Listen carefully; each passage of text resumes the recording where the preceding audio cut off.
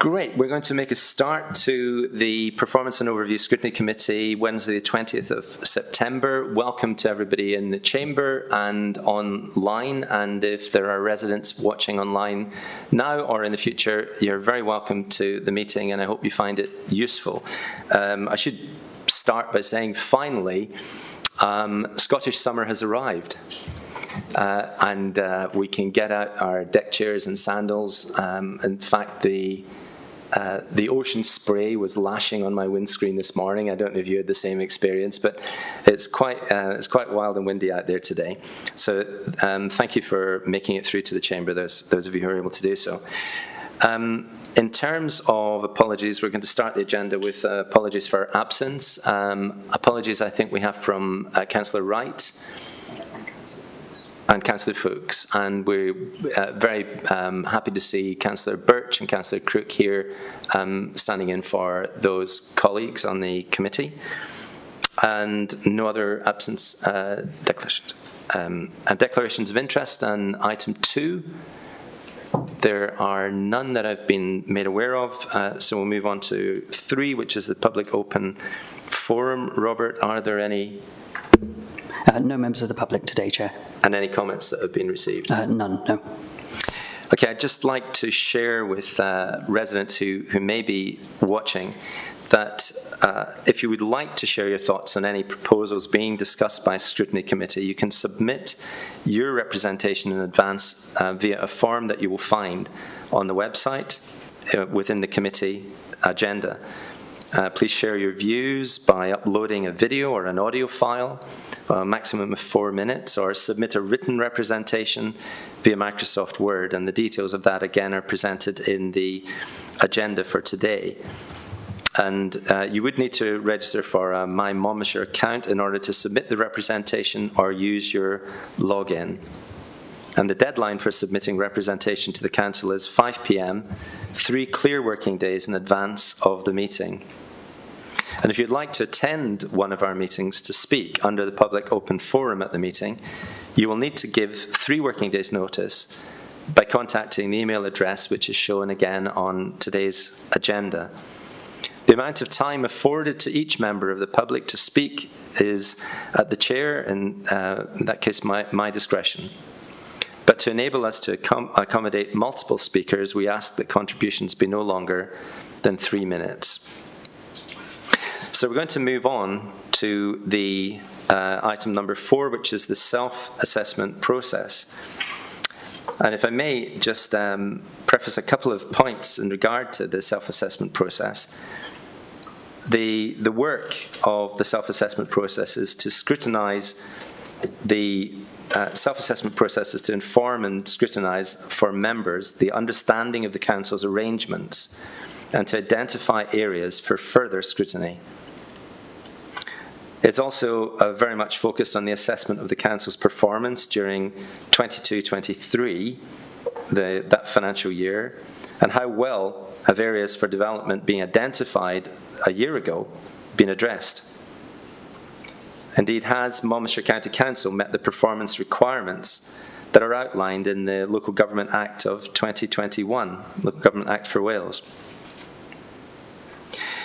And the work that we do is also to agree areas that we'd like to see examined in greater depth or part of the forward work programme. So as we are looking at the self-assessment, we'll be considering, is Monmouthshire County Council exercising its functions effectively? Is it using its resources economically, efficiently, effectively? Is governance effective for securing those things? Self-assessment is the mechanism used by local government with a duty to publish a report with conclusions on this self-assessment every financial year. And the overall purpose is to help ensure that the Council is learning, improving, with better outcomes for citizens, service users and its own workforce. I note that we are not able to scrutinise the explicit actions in the Community and Corporate Plan, as this was not approved until 20th of April this year. However, it did establish 6 core objectives: a fair place to live, a green place to live, a thriving and ambitious place, a safe place, a connected place, and a learning place. And we will be framing our thoughts and our questions in regard to those themes and those objectives, as well as to the specific performance in front of us. So we'll move on to onto the main report, and I'm very pleased to welcome the Leader of the Council, Councillor Brocklesby, and the officers Matthew Gatehouse and Richard Jones and Hannah Carter to the meeting, who will be taking the presentation forward and also questions that may be forthcoming from the committee. But first of all, Councillor Brocklesby, I understand that you may want to say a few words. Thank you, Chair, and thank you very much for your very comprehensive outline of what the self-assessment was about, and also the clarity in which you told us all. Good morning, councillors. Good morning, members of the public, including residents who may be watching. I'm very pleased that Council has this opportunity to scrutinise what is an important document within our Council year. Just a little history to pick up on what the Chair was saying. The Local Government and Elections Act of 2021 is very new. So this is only the second time that we have delivered a self-assessment report to this council. The first report last year was a strange situation, I'm sure councillors here will recall, where a new administration was presenting the self-assessment of the previous administration done by the current administration. In this year, still we're finding the flow, as every other council is, of these self-assessments. So we are reporting, as the Chair very clearly pointed out, around what happened in the last financial year, 22 to 23, where we were still legally under the previous administration's plan, because the community and corporate plan was not agreed by council until April 2023. So this document is not an update on that plan. Instead, it uses, as the Chair quite clearly said, the areas of development that were identified in last year's assessment around how we were operating as a council and our performance.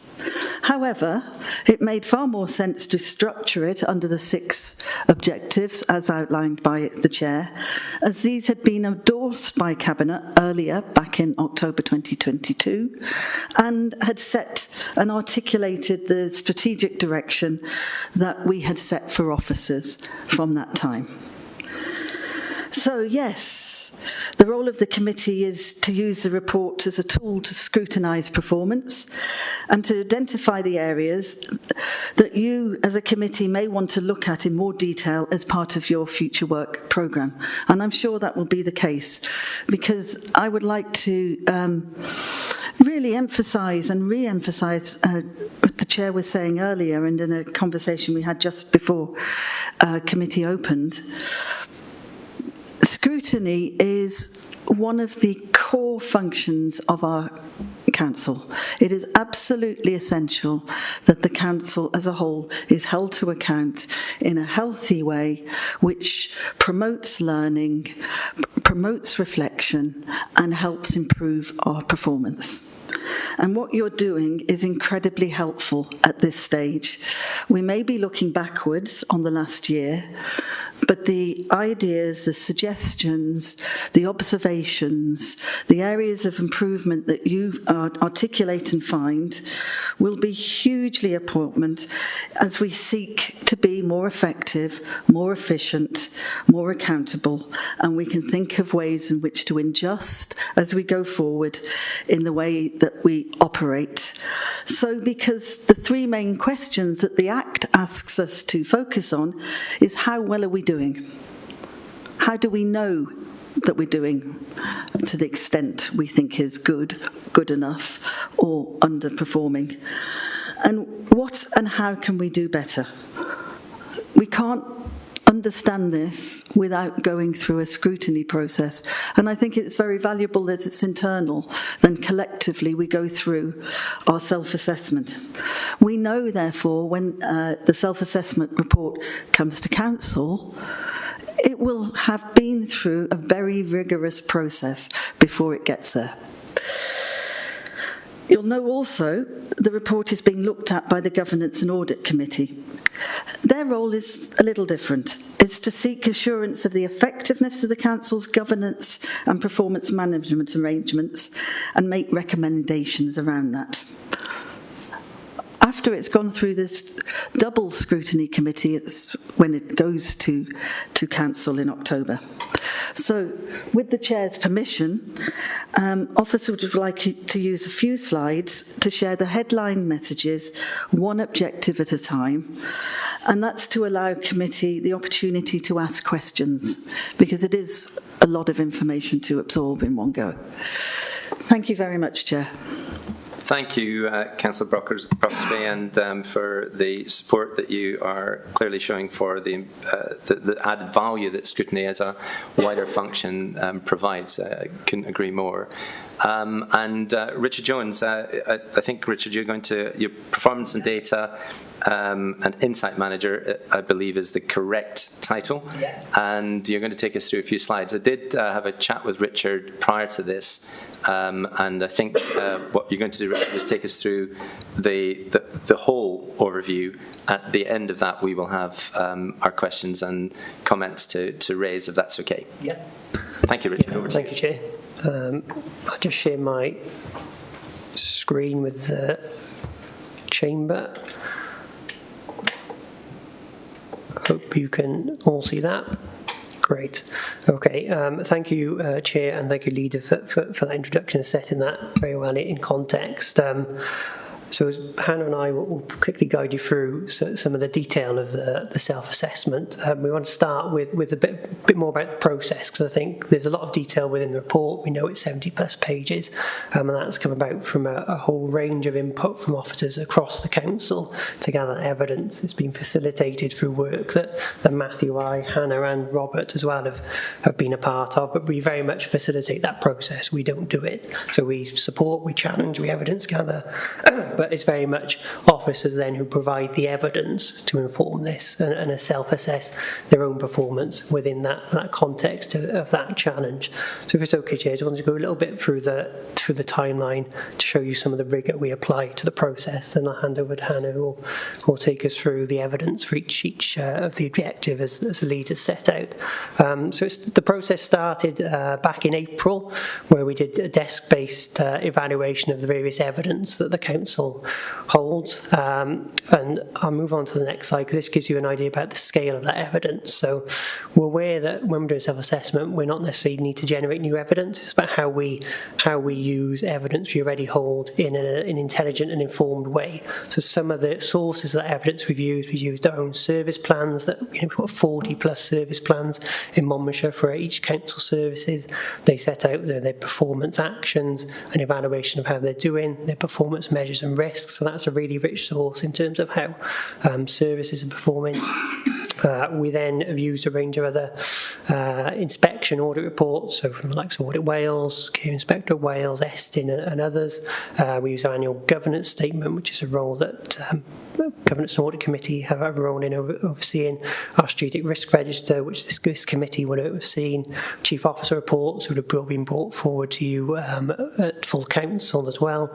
Our internal audit report findings, and also critically the findings of scrutiny committees. So I think we've set out within the cover report some things which this committee has used and scrutinised in the past year that's informed our assessment. Things like our LRDP annual monitor report, our strategic risk register, our new procurement strategy as well. So that all those things come together to inform the assessment and the assessment before you today.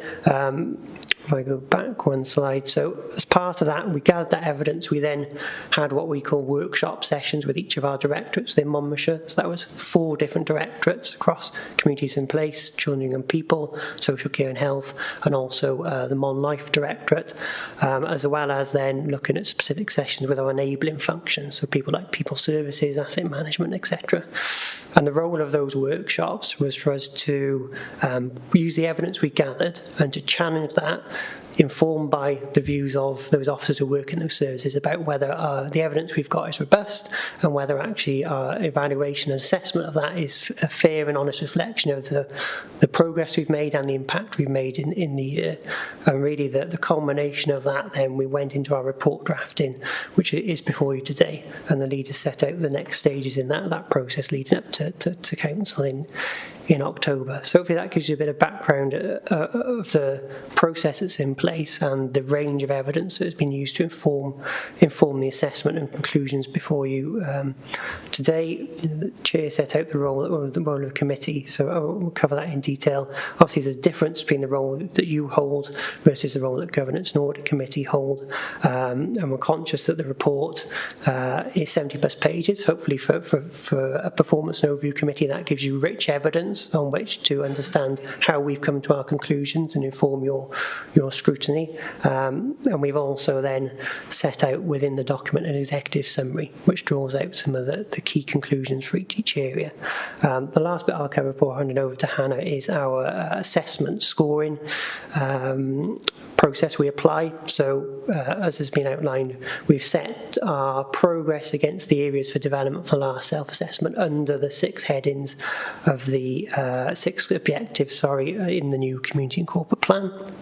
And for each of those 6 objectives, we've assessed our progress in 22-23 against these scorings and definitions you can see on your screen. So that looks at are we making progress in terms of our actions, where we're looking to, and how we've progressed against our targets. And a key point to emphasise with when we've applied this year is, as described, the community and corporate plan wasn't approved until April 23.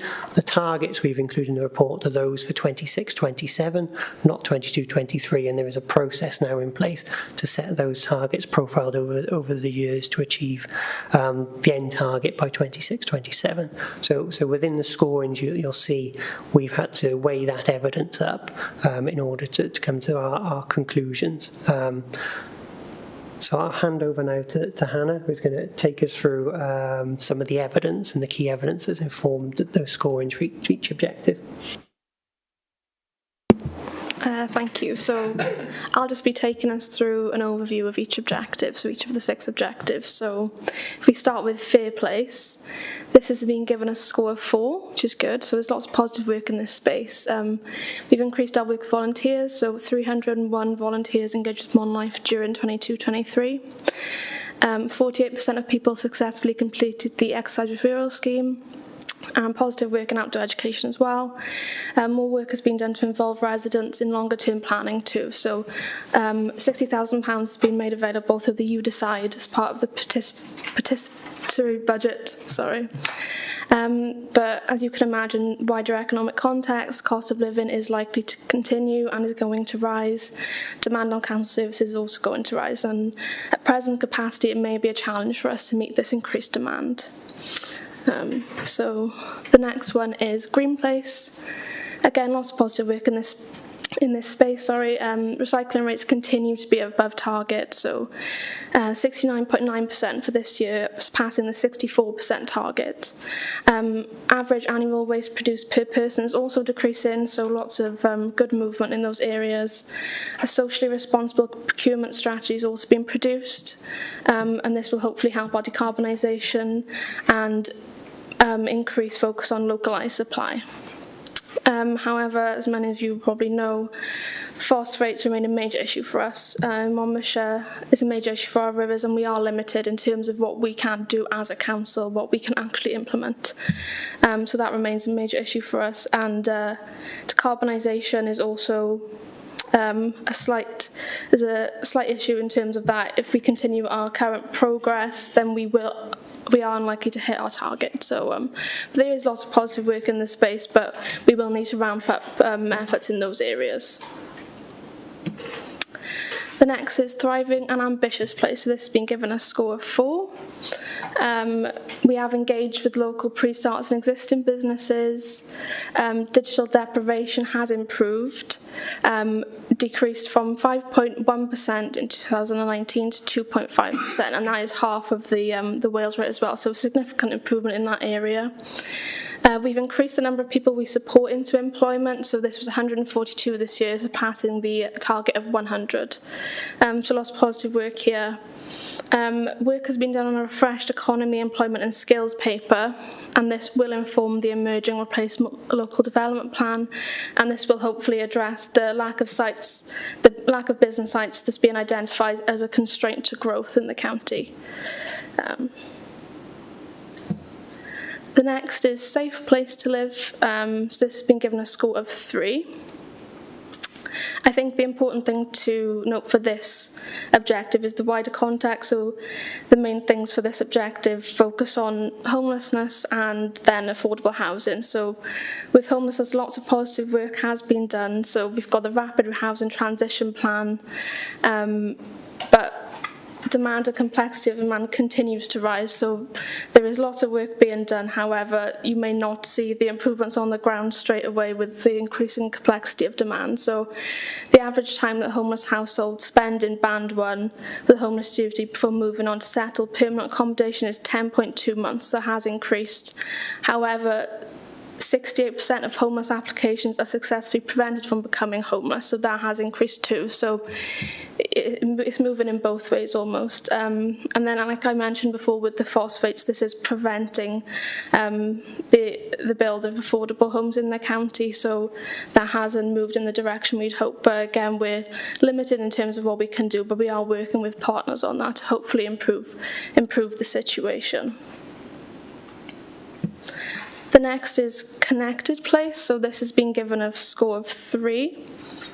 Again, the wider context in this space, it's not just a problem in Monmouthshire, it's a national problem in terms of increased demand, complexity of demand, recruitment challenges. It's a problem across the country at the moment. So there is a focus on addressing these challenges. However, we're limited in terms of what we can do given the national issues. Obtaining suitable placements for children remains a challenge, and the number of foster carers has remained broadly unchanged. However, there is lots of positive work in this space. We have the micro carers pilot that was launched in April to try and focus on localised support. Weekly hours of unmet need has decreased to 804 hours at the end of March, from nearly 1,200 hours at the start of the year. 87.5% of families reported a positive outcome from the early help intervention also, and so there's lots of positive work in this space, but we do need to remember the wider climate that we're working in. And then lastly is learning place. So this has been given a score of 4.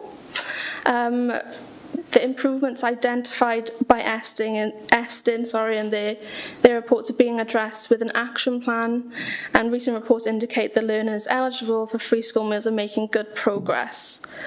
The new curriculum has been adopted in all primary schools, now being rolled out in secondary schools also.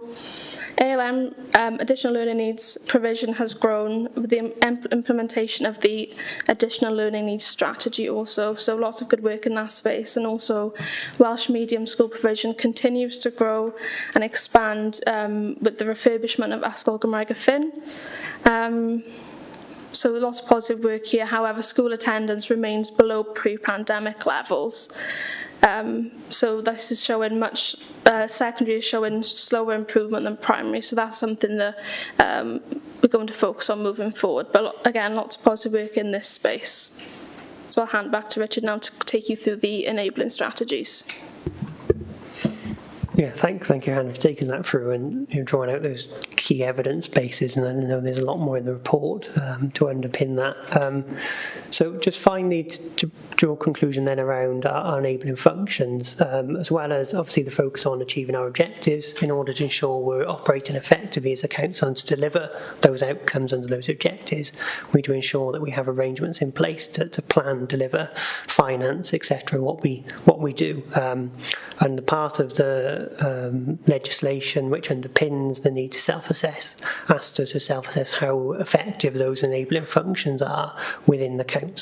So there's 8 of them we self-assess against. It's in total, ranging from our financial planning to workforce planning to our asset management, and that's set out within the report, the assessment we produce. But just to take you through some of the key conclusions from each of those enabling arrangements. So for our corporate planning arrangements, as we discussed, we produced our first self-assessment report last year, and that's been used to inform our plans during the year as well, both areas of strength but also areas for development as set out in the report for you today.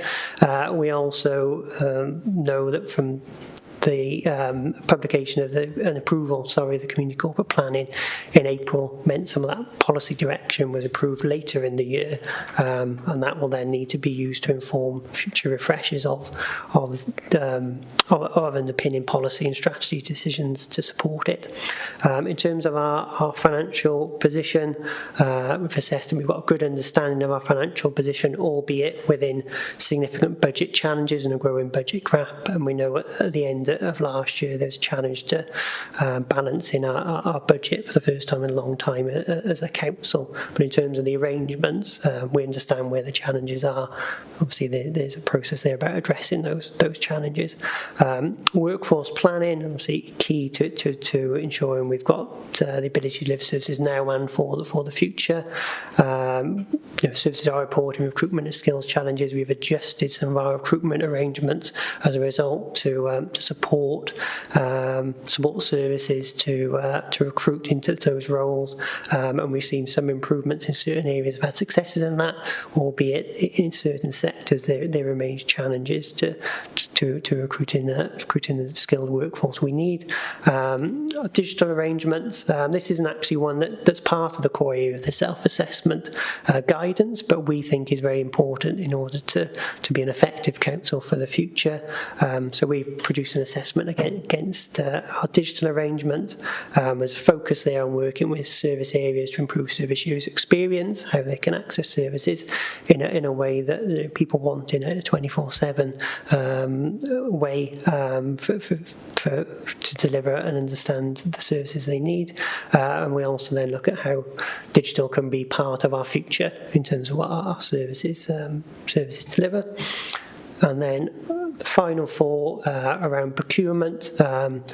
In the year, significant development there with the agreement for the socially responsible procurement strategy and the objectives and actions that's set out. And obviously, the performance against those will be assessed in more detail during the year and will also form part of our self-assessment report next year. In terms of asset management, again, our plan's been in place 22-23, and that will be reviewed shortly as well.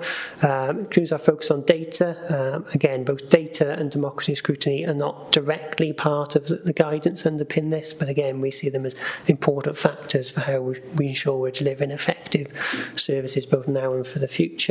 In terms of data, there's been a focus on growing the capability and skills across our organisation to use data within their roles. But as part of that, we recognise that some of our data maturity, which is basically how effective we are at using data, needs development, both to inform how we plan services and how we inform our decision making in future. And then finally, democracy and scrutiny. As you've all been aware, that the arrangements changed in May, led to the formation of this committee and the People and Places Committee, and we've seen some of the effectiveness of that in terms of one of the core purposes of adjusting that was to enable better engagement with the public, and we've seen good examples of that engagement through the People and Places Committee in particular, and obviously the role this committee has played in scrutinising performance within the last 12 months as well. So that sort of concludes that a run through of some of the conclusions we've drawn from the assessment, informed by the evidence. The final part I'll just mention is we've also got then an action plan at the end. So those actions then are some of our key areas then we need to address going into and the year we're currently in for 23-24. We look back at the previous actions we set, and now we've set new ones for the forthcoming year. Lots of those link into those areas for development we've already touched upon, where there's a need to improve our performance, and also recognise that some of the policies and strategies that will underpin the delivery of the community and corporate plan are being shaped currently, will be brought forward for decision making in the coming months as well. And those will be key to using this assessment, as well as a range of other evidence to identify where we need to prioritise our time. So that's a run through for you, Chair. We're happy to take any questions.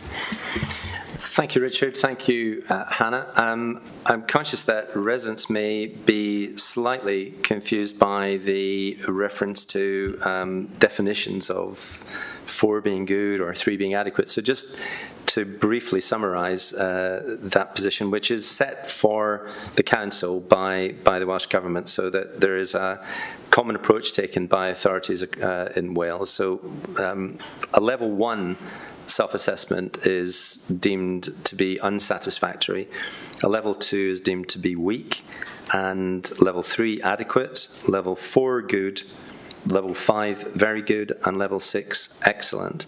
And there are descriptions for each of those contained within the agenda papers for today for anybody who would like to find out more about that. So thank you for summarising the overall situation. I'll open it to questions, and just if I could make one observation as we move into it. You're quite right in saying it's, I think, 74 pages and rich in information of one form or another. Rich is good, but one of the things that I think a lot of councils are doing a really good job of is providing a summary dashboard that allows not only ourselves but residents to be able to very, very straightforwardly, very easily access for each of our services, for each of our major areas of performance, just how we say we are doing.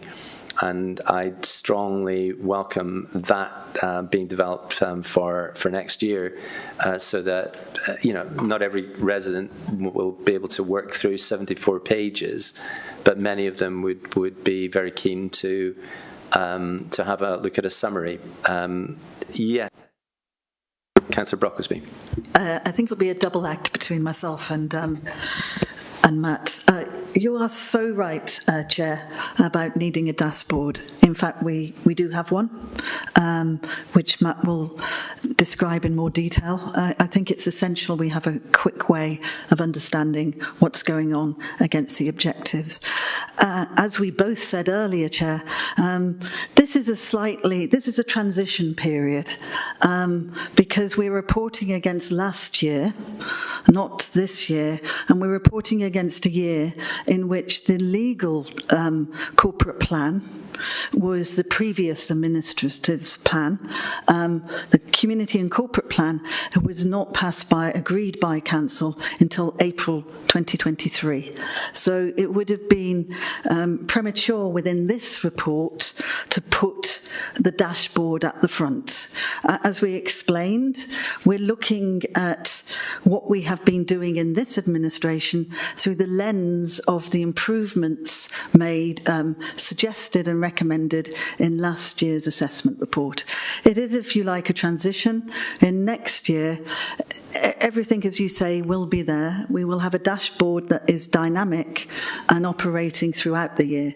So over to you, Matt. Chair, sorry, Councillor Brocklesby, if I may, just before Matthew, you come in, just to make the point that I don't take the view that the performance of the council is predetermined by the work of the previous administration, given that the new administration has actually been in power now for the best part of 18 months. I think it's entirely appropriate that we recognise that the previous administration's plan was the one that you're looking at, particularly in this self-assessment. But we need to be realistic on behalf of our residents and say, look, we are living in the present day, and we do need to be able to make comments and ask questions in regard to performance today, and in regard to performance as it's reported on over the last year, without having to go through a lens of the community and corporate plan or any other such lens. We're looking at performance, and it's not as complicated as I think we can make that appear to be. So I don't entirely take the view as you've summarised it. But Matthew, would you like to raise any points? Because I'd like to move on to questions right away, please. Yeah, thanks, Chair. And there's not a lot more to add in terms of the explanation the leader gave. But yeah, in terms of just to sort of keep members up to speed, the dashboard the leader mentioned has been developed. It will be available to all members on the hub. Rich, you give me a nod. It might actually be live at the moment, I think. So those who access our intranet site, the hub, there's a section, a little green box about halfway down called Performance Management. If you click through that, you'll go to a sort of data hub area and you'll see a dashboard. Our intention would be that will be updated regularly throughout the year, and then that will be available through Performance and Overview Scrutiny Committee to look at an agenda on your forward work plan as you see fit. And then we will also be taking sort of screenshots of that and making it available on the public website. For a whole host of rather dull technical security reasons, we can't surface the same live versions without investing in a lot of very expensive licenses. But we will be putting sort of screenshots of that up onto the website to inform the public. So just to be clear about that, Matthew, it's not currently available to our residents, is what you're saying? Not at the present time, because we're just in the process, as was alluded to in Richard and Hannah's input, of finalising, working through those annualised targets.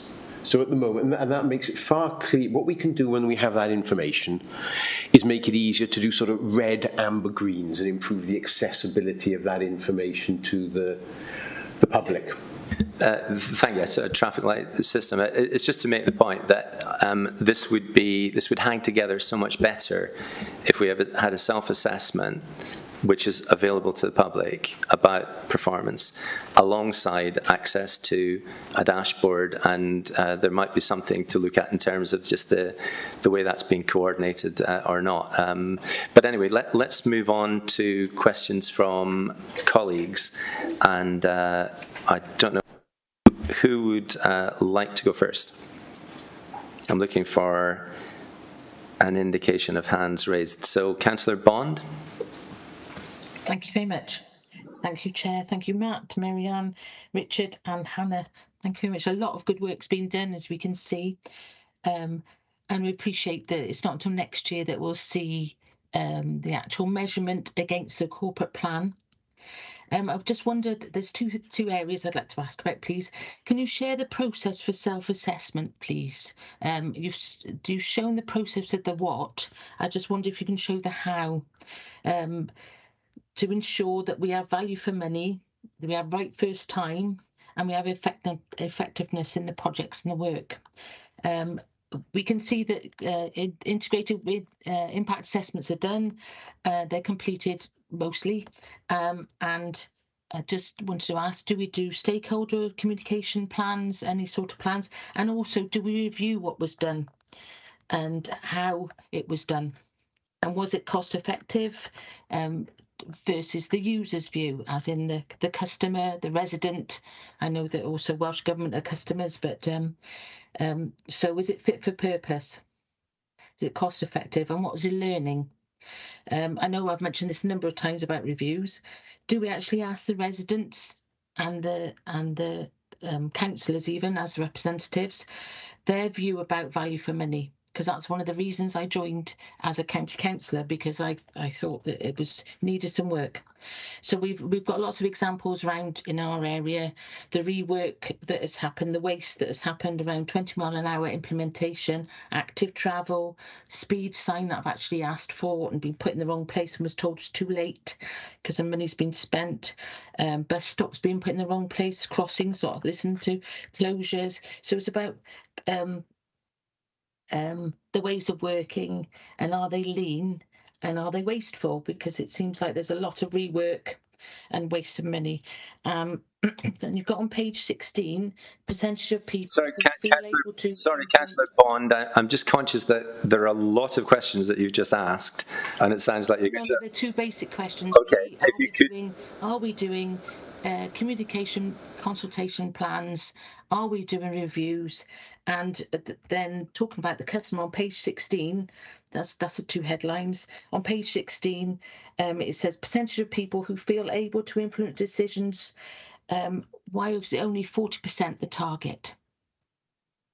Please. And then the other questions I've got around climate, but I'll wait until someone else has let somebody else have a go. Thank you. Okay, thank you, Councillor Bond. I think we'll need to see if we can get a few other questions in as well. Just on one of your points, which is very much about the engagement with residents, I'm aware that some councils, they will actually put their self-assessment of their performance to resident groups. It doesn't need to be a large number of resident groups, but to resident groups to actually ask their views about the performance, because ultimately the performance that the council produces is very much about the impact in one way or another that it has on residents and our communities, and that feedback is often contained within the self-assessment. And I notice that's not something that's included here, but it perhaps is something that latches on to what Councillor Bond is raising in terms of engagement with residents. But could I don't know who wishes to take these questions on it, just from the point of form on this. I realise each one of you would probably want to say something. What I'd really like to avoid is repetition of the same point. So by all means, add something new, but please let's not just say the same point over. But Matthew. Yes, thanks, Chair. And I think if we can, we'll sort of try and keep inputs on particular sort of questions to one officer, because I know there's quite a lot of questions the committee will wish to ask. So, yeah, thanks very much for the questions, Councillor Bond. You asked about the process of self-assessment, self-evaluation. Well, actually, this meeting is part of that. You know, what we started with, when Hannah put up the timeline earlier on, we start with that desk-based exercise. Gather all of the written information that we have, the numbers, the external audit report, the findings from previous scrutiny committees, the findings of governance and audit committee, and take that in the round and put it into a document. Now, clearly that's only part of the story. So we run those series of officer-based workshops to challenge and say, actually, you've said that, but can you really back that up with the evidence? So actually, are you just describing what's happened, or are you truly evaluating the difference that's made to people's lives? And does the evidence confirm that? Now, the scores you see there, we've got that 6-point scale. You see predominantly scores of 3 and 4 there. And I will generally say that is because we are not complacent.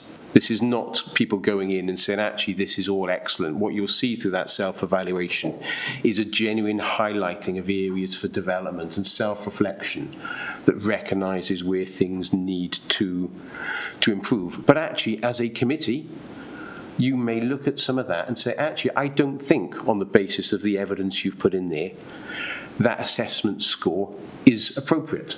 We think you've been too generous. You might say we've been too harsh in some areas.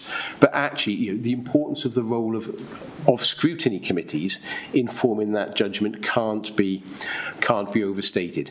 council will have the final say on the plan. It will come before the whole of council.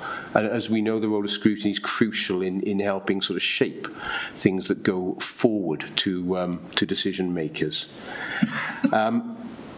In terms of the point of public involvement and asking the public, it very much varies service area by service area. So a lot of service areas do individual satisfaction surveys of different parts of the organisation. So until recently, I was responsible for libraries from the officer side of things. That sits with Councillor Sandals at a cabinet level.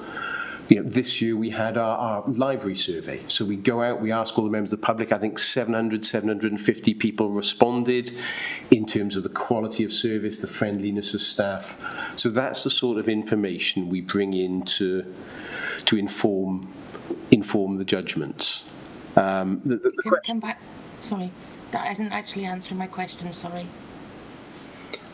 What I'd like to know is when a project is implemented or a piece of work, is there a consultation plan, a stakeholder communication consultation plan, and is there a review afterwards?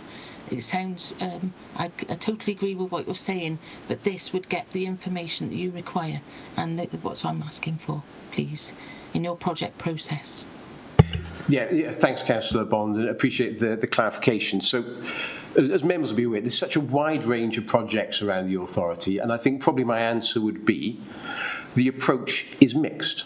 In some areas you will see examples of a very good communication and very effective and wide-reaching public involvement in how those are developed. And scrutiny committees, you will have seen over the last sort of 6-7 months the amount of people that come into the public gallery that engage in the work that we do.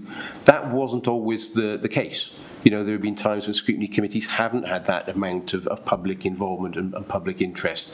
And that's part of what we're trying to push as an organisation. We may not be there yet, but we need to work with and alongside communities to develop things.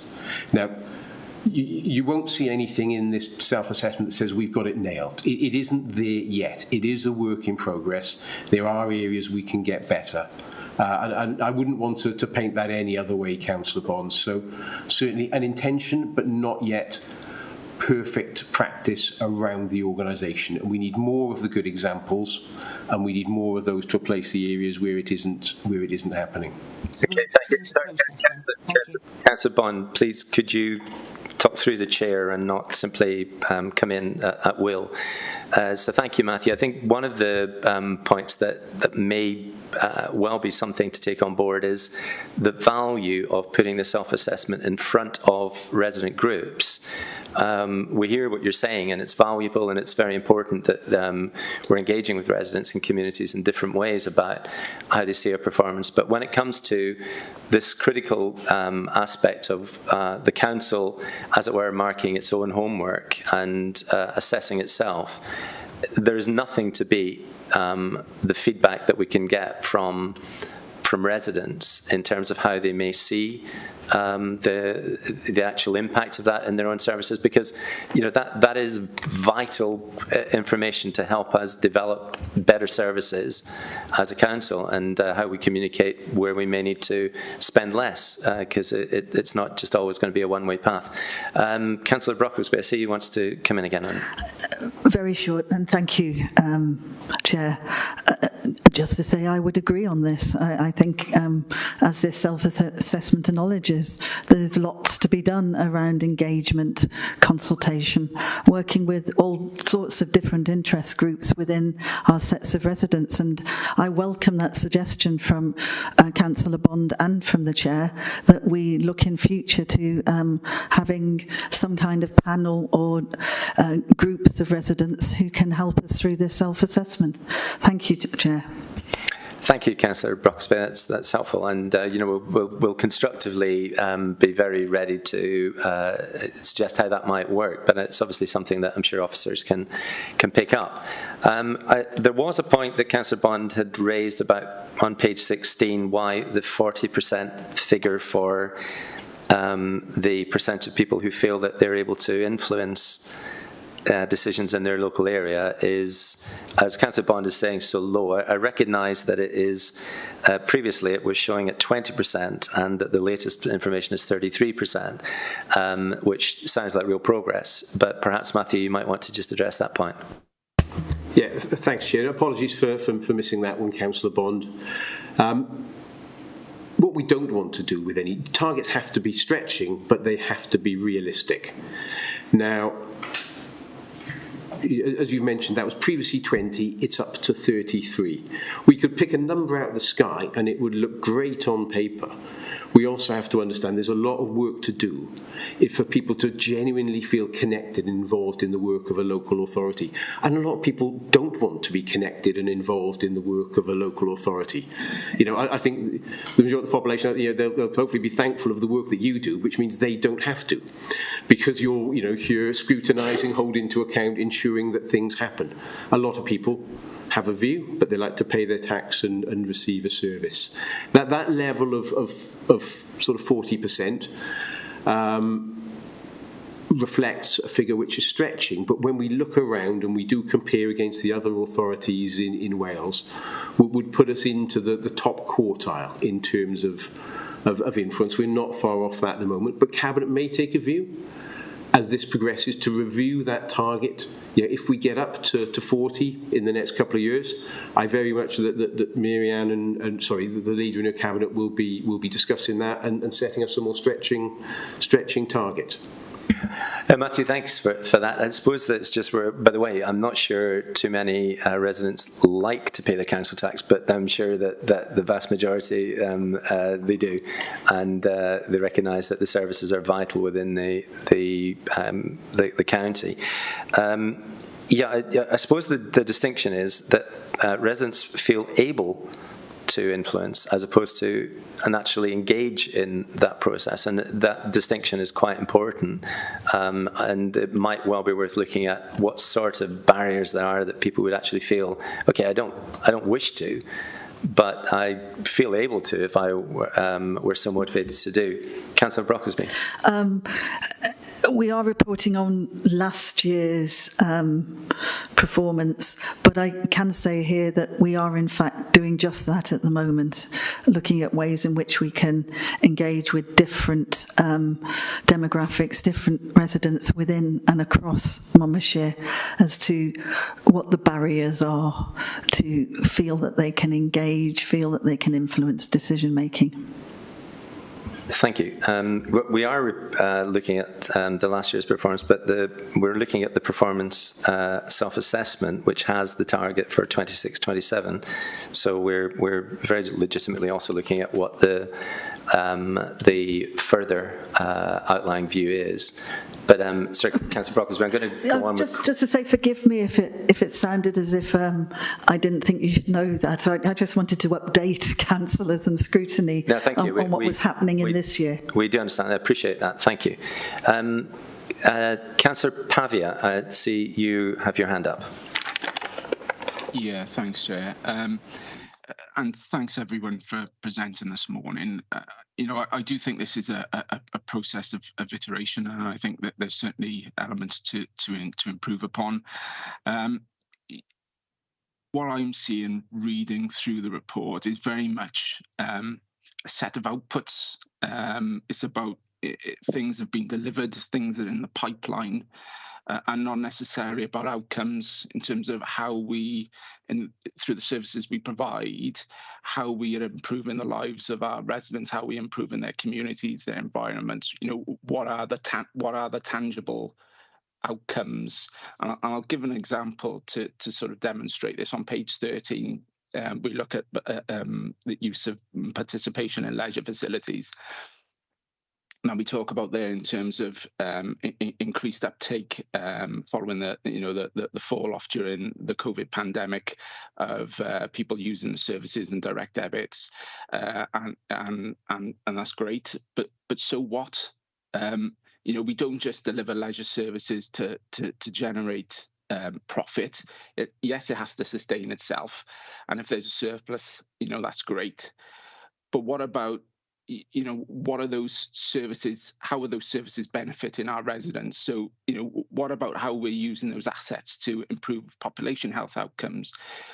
That's in the prevention space. In the early intervention space, how are we using that in terms of social care reablement, in terms of social prescribing and clinical rehab? In terms of secondary prevention, how we are using those leisure facilities to delay deconditioning, and obviously ensuring our residents avoid hospital urgent hospital care. It's about those outcomes, who's benefiting and why. How are we using those leisure facilities to improve the mental health and well-being of certain population groups, like homeless population group in the authority? And that's something that I'd really like to see in future iterations. Again, we talked about it talks about lived experience and how we want to capture more voices of lived experience. Well, that's great. I would support capturing more voices of lived experience, but how are we going to do that? How are we going to measure that? Most importantly, we've talked about citizen engagement, which is important certainly in the feedback process. But what about citizen engagement in service design? There's not one word of co-production in this plan, particularly in looking at the outcomes for further improvement. I think it's those areas we need to focus on, and essentially the corporate plan as this is framed around the Wellbeing and Future Generations Act and the wellbeing goals. I don't know whether we send an early iteration of this to the Future Generations Commission's office for thought or review, but I think it would be really helpful, and potentially a recommendation or a suggestion that whether it's the cabinet or whether it's us working with cabinet members in terms of our strategic what we have to do as a committee in terms of performance and overview scrutiny, that if we have a session with the Future Generation Commissioner's office just to see if we're on the right line, if we're capturing the right data sets that allow us to demonstrate outcomes. And there's not many questions in there, Chair, but I think it's in terms of my observations, it does need review and does need to evolve, but it's the outcomes I think that our citizens are most interested in. Thanks, Chair. Thank you, Councillor Pavia, and it's a really important point you make, that the value of what we do has surely got to be expressed in terms of what people can see in terms of services, and that relates to outcomes more than inputs or process or the approach that we take, which can, of course, fill the work of the service until we actually see the benefits of that work. I would also just attach to that the importance of relevant comparisons. So when we see a service being assessed, and I think colleagues have made the point that, and I think Matthew, you made the point yourself, that inevitably there is a subjectivity aspect to it. It's very difficult to be entirely objective when we're talking about our own services. And I know that work is done to avoid that, but nonetheless, it's always going to be a concern. So when we say something is adequate or good or less adequate, how does it compare? How does it compare with other local authorities? How does it compare with our neighbours? And even more so when we see a number like 88%. What does that mean? Is it good? Is it bad? Is it something completely different? I think those reference points become extremely important, and some of that is best made, again, in a dashboard where we can just very readily tune into it. But just if you could possibly address those questions. So Councillor Pavia has made this very clear point about focusing on outcomes, and if you could just address the related point about relevant comparisons. Thank you. Rich. Yeah, Thank you, Chair. Thank you, Councillor Parry, for your question. I think the purpose of self-assessment is very much to get to the heart of what impact are we making, and sort of a question we keep asking ourselves through the evidence gathering is why to try and get to that point. I think there's probably two things in terms of how we're looking to strengthen the focus on impact within the self-assessment. The first one I think has a link perhaps to Councillor Bond's question earlier as well. It's about the self-assessment report itself. It is what I see as the tip of the pyramid almost. It's informed by the range of assessment done through services at different service levels, and also the evidence they're gathering and challenging themselves around impact. I think hopefully the report demonstrates in some areas where there's strengths in that, where there is a focus and they can demonstrate the engagement work that's happened, the impact that's happened as a result of that. And there's areas we know in terms of developing how embedded the self-assessment methodology is, and it's not always a space people are as comfortable in, challenging themselves and doing that deep dive conversation in about how we can bring together evidence and really challenging, are we on target, but actually is that delivering the impact we want as well. So that's part of it, and I think that's part of a developing culture around self-assessment that embedded that will help then inform when we bring this together at a higher level impact. The second part, particularly for this year, is we're conscious we're assessing against areas of development from last year. Those areas of development are more focused around actions perhaps than they are outcomes. What we see in the new community and corporate plan that was adopted in April is there is a clear objectives, there are clear what we want to achieve, which are more outcome-based statements, and certainly for this current year we're assessing against, we'll be gathering the evidence of the activity, progress and impact, and then drawing that against actually have we achieved what we wanted to achieve, which is not necessarily always about progress, it's about impact as well, and that will, I think, give us a clear line of sight, and certainly give the reader of the self-assessment a clear line of sight about whether that has been impactful. I think Councillor Barry made good points around leisure services, the wider impact on those. I think some of those things we're assessing against, generally that it's agreement with sort of research that greater levels of participation in physical activity would lead to greater well-being, but can we evidence that more specifically for our co-author users, for example?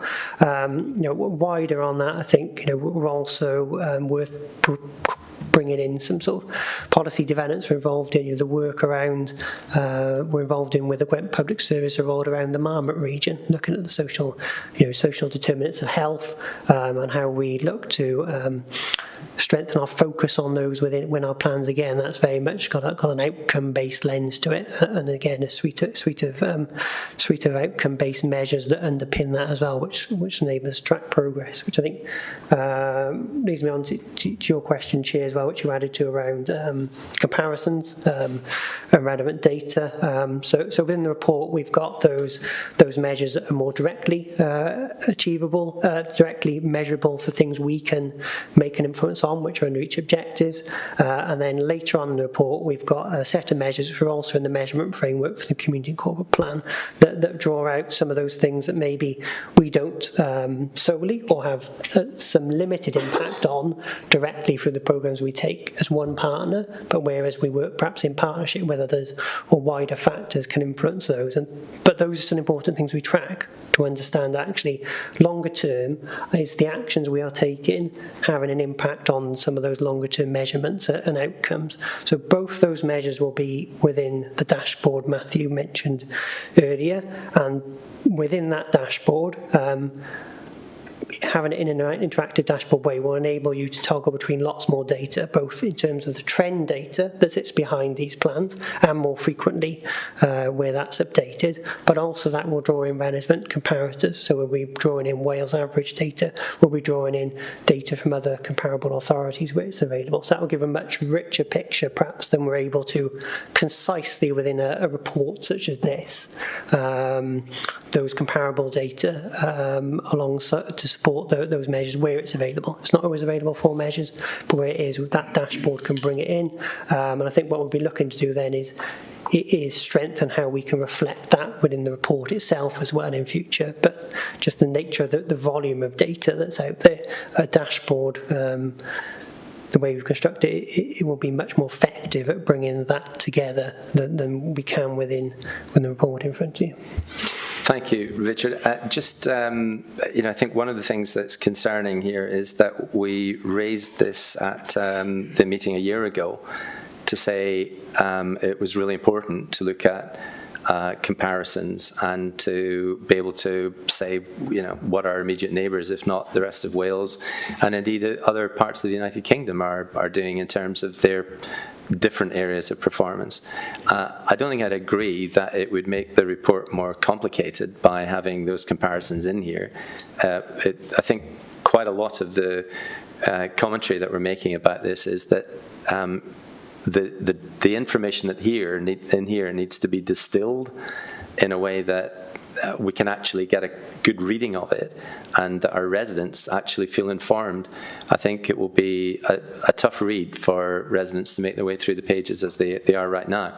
So I think for next year's report, I think it would be a very good thing to add those sorts of references, just as we suggested a year ago. Councillor Pavia, were there any other aspects that you wanted to add that you didn't feel were covered? Yeah, really briefly, just to come back on capturing the right data sets, and Richard helpfully referenced Marmot there. And if we capture the right data in terms of outcomes, that evidence is really, really crucial in terms of our discussions with Welsh Government and our discussions with colleagues in health. Because if we demonstrate that local government is the driver in relation to determinants of health, which we all know that they are, actually, we can deliver a better return on investment if government provides local government with further money rather than health. I think that evidence data is crucial. So thanks, Chair. Thank you, Councillor Pavia. And I think just to emphasise that particular point on page 36 and the links with our partners. In lifelong well-being, patients awaiting discharge from hospital due to social care barriers of one kind or another, they've nearly doubled. They're up from 8 to 15 in the period of the review. I don't know where they are right now, but my best guess would be, and it is a guess, that they're higher than that now, based on so much that we're hearing.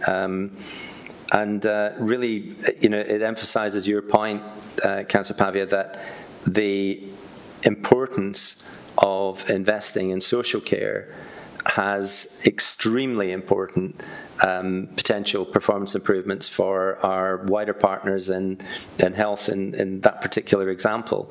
Otherwise, we're just looking at a problem that's getting worse. So I think your point's really well made, and that gives some very clear reference for it. I'll move on to Councillor Buckler. I see has her hand up. Thank you. Thank you, Chair. I've got a few points to make. The action plan targets for 26-27.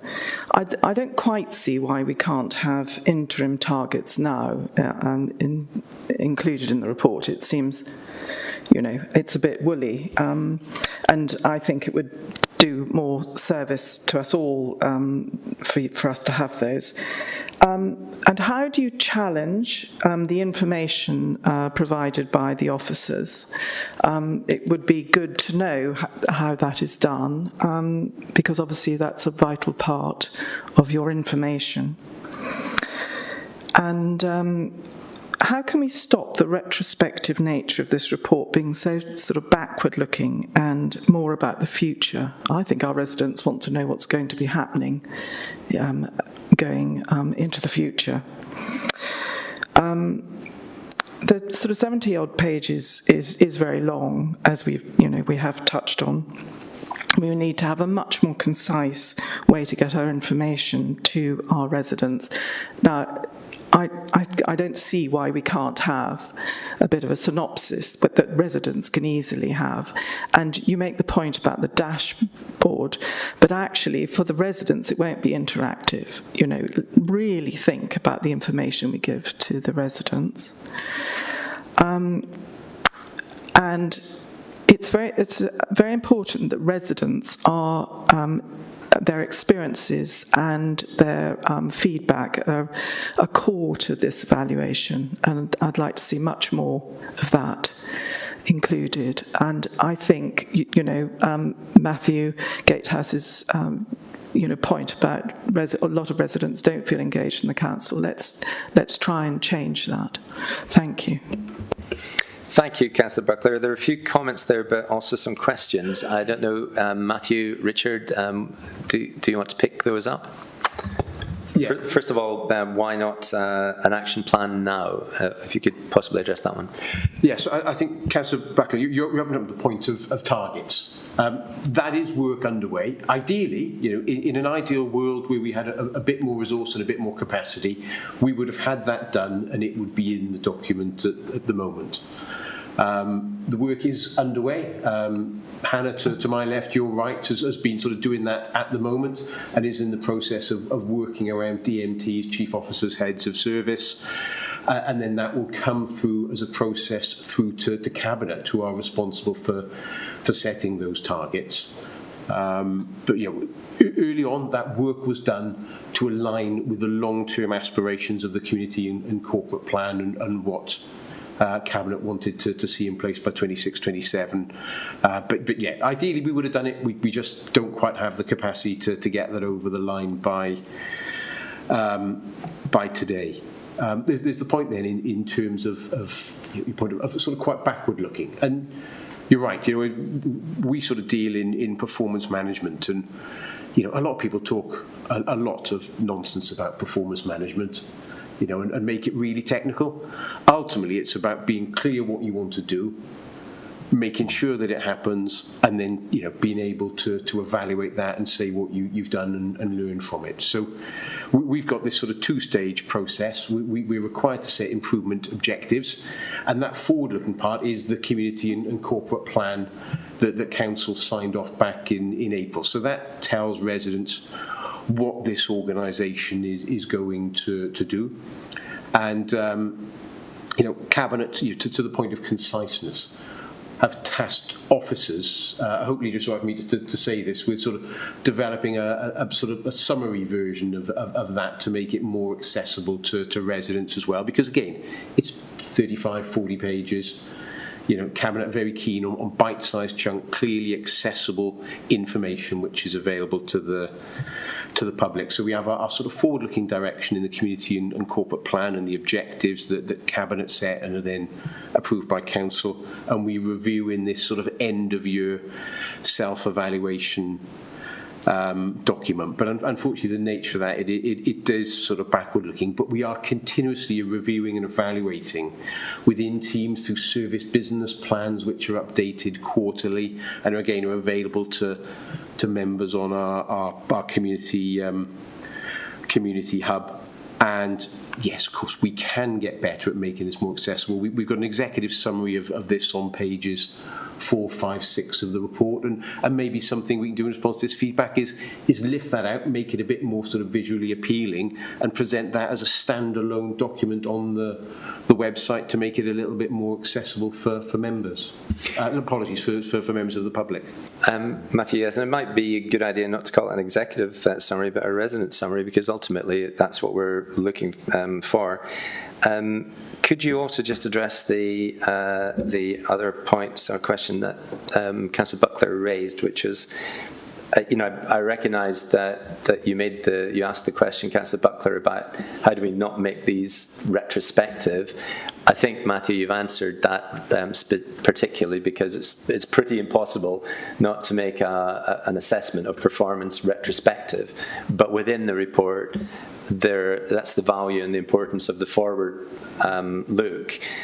But you asked the question really about how do cabinet members who have got the full access to the performance of the services, how do they engage and challenge officers in that self-assessment? And Councillor Brocklesby, I can see you're keen to come in, but could I just focus on this and then bring it to yourself? So, Matthew? Yeah, and before I do, just checking that wasn't the point that Councillor Brocklesby wanted to come on, because I don't want to duplicate anything. It was the point in part, yeah. Well, by all means, Councillor Brocklesby, you go first, and Matthew can add.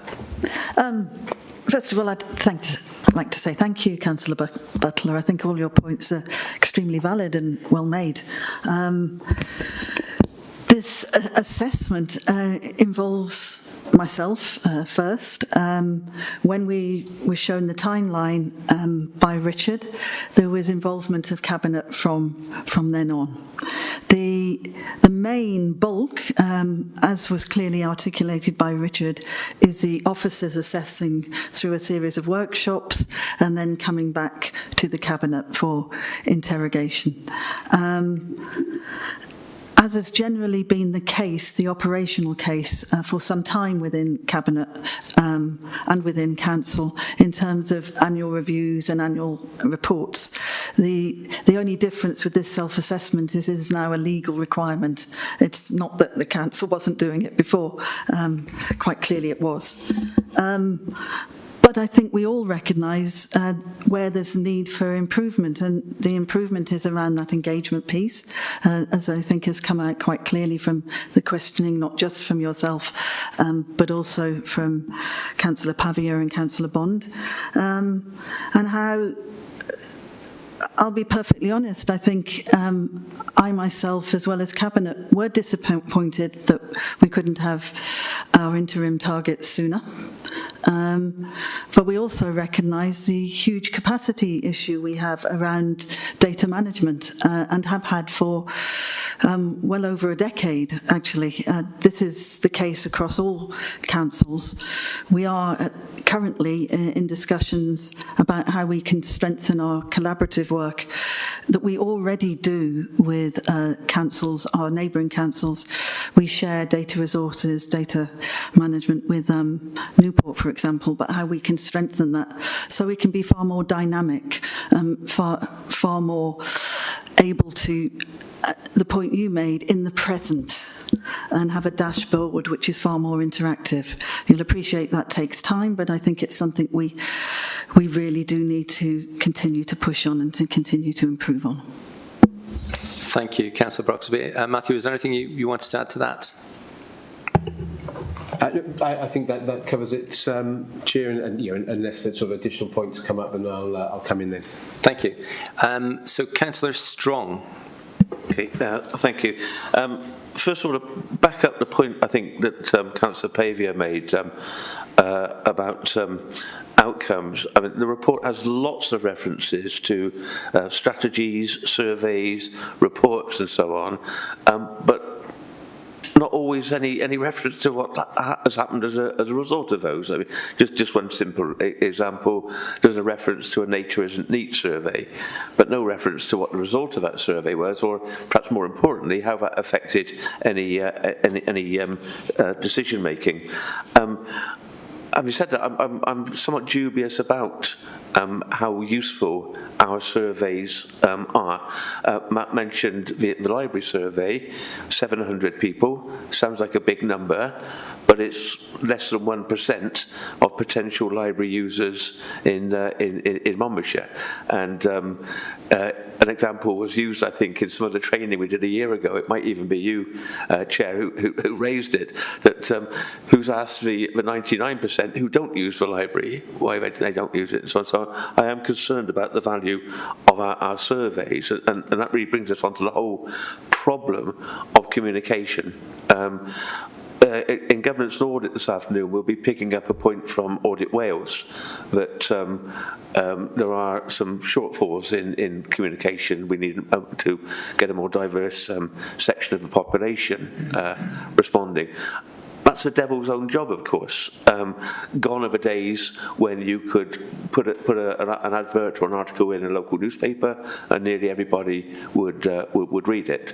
There are severe drawbacks on Facebook and Twitter about using those. Obviously, lots of people don't use those, and they're a harbour for bad faith trolling as well. So we need to find better ways of communicating. I think that's something for democratic services to look at. One example maybe of how we could have done that better. A mail shot costs, I'm told, £5,000, probably more now, given postage rates so often. So we can't do that, or certainly can't do that very often. But for example, we do a mail shot every year with the council tax bill. Now, what goes in with that mail shot? Last year, it was just a piece about foster care. Of course, that's very important. That should have been in there. But there are many other things that were concerning people. And the whole issue of voter ID. We've discussed, I think, on this committee, maybe that should have, maybe it's been democratic services, maybe something should have gone in about that, and other concerns that were current at the time. So I think we should be drawing up plans for what to include in that mail shot. On a sort of slightly different point, there are things where you can't do comparisons, or where there are probably not even objective data. For example, the rollout of a 20-mile-an-hour limit, and I'm talking about the rollout rather than the policy itself.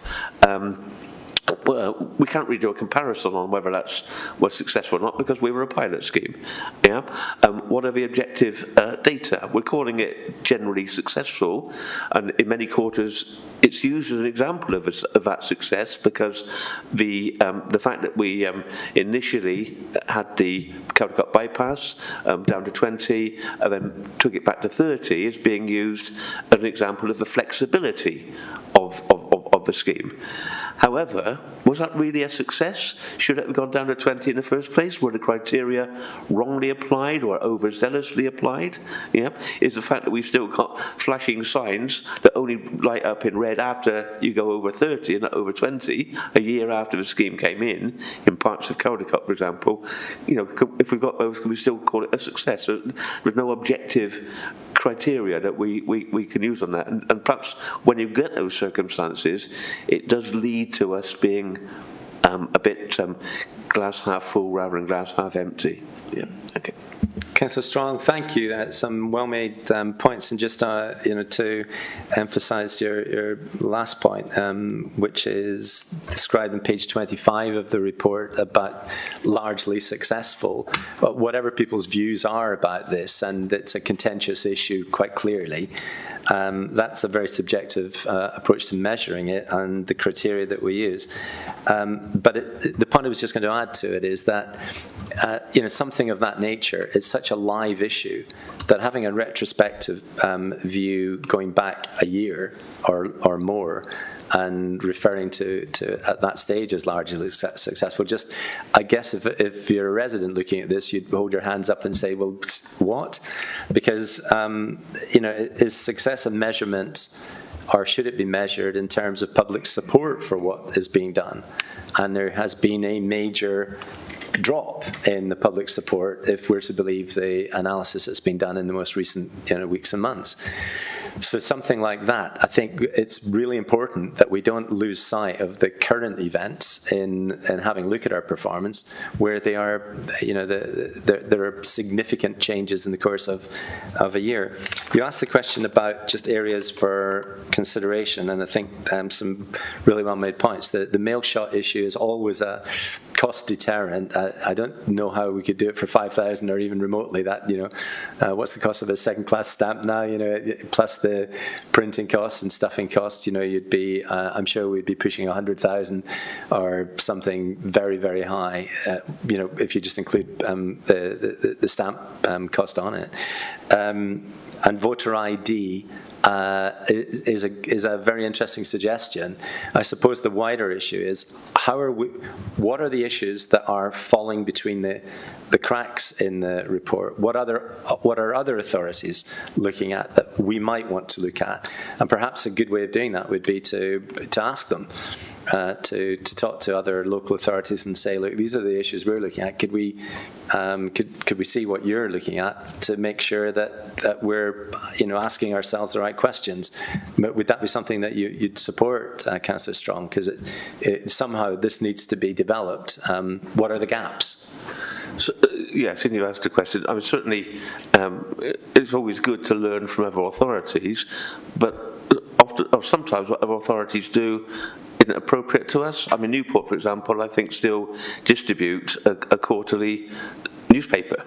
Now, there's no chance that we could do that. The cost would be totally prohibitive. So there are things we can learn and we should look to learn, but we have to recognise that we are a different authority and might well need to do things different ways. Thank you, Councillor Strong. And Councillor Brocklesby. Thank you very much, Councillor Strong. You make, again, very important points, which I do think we are and should be and will continue to look at.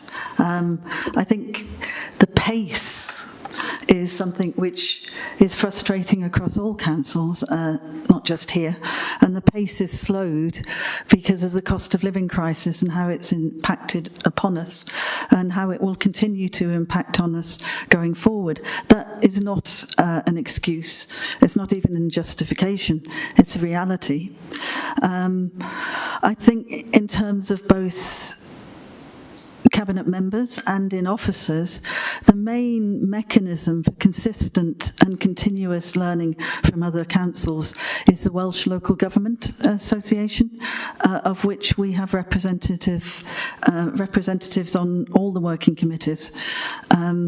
Sadly, to the best of my knowledge, there isn't one on communication and participation and engagement, but I will take that up the next time I'm at the executive board, because clearly there's things we can learn and should continue to learn from other authorities.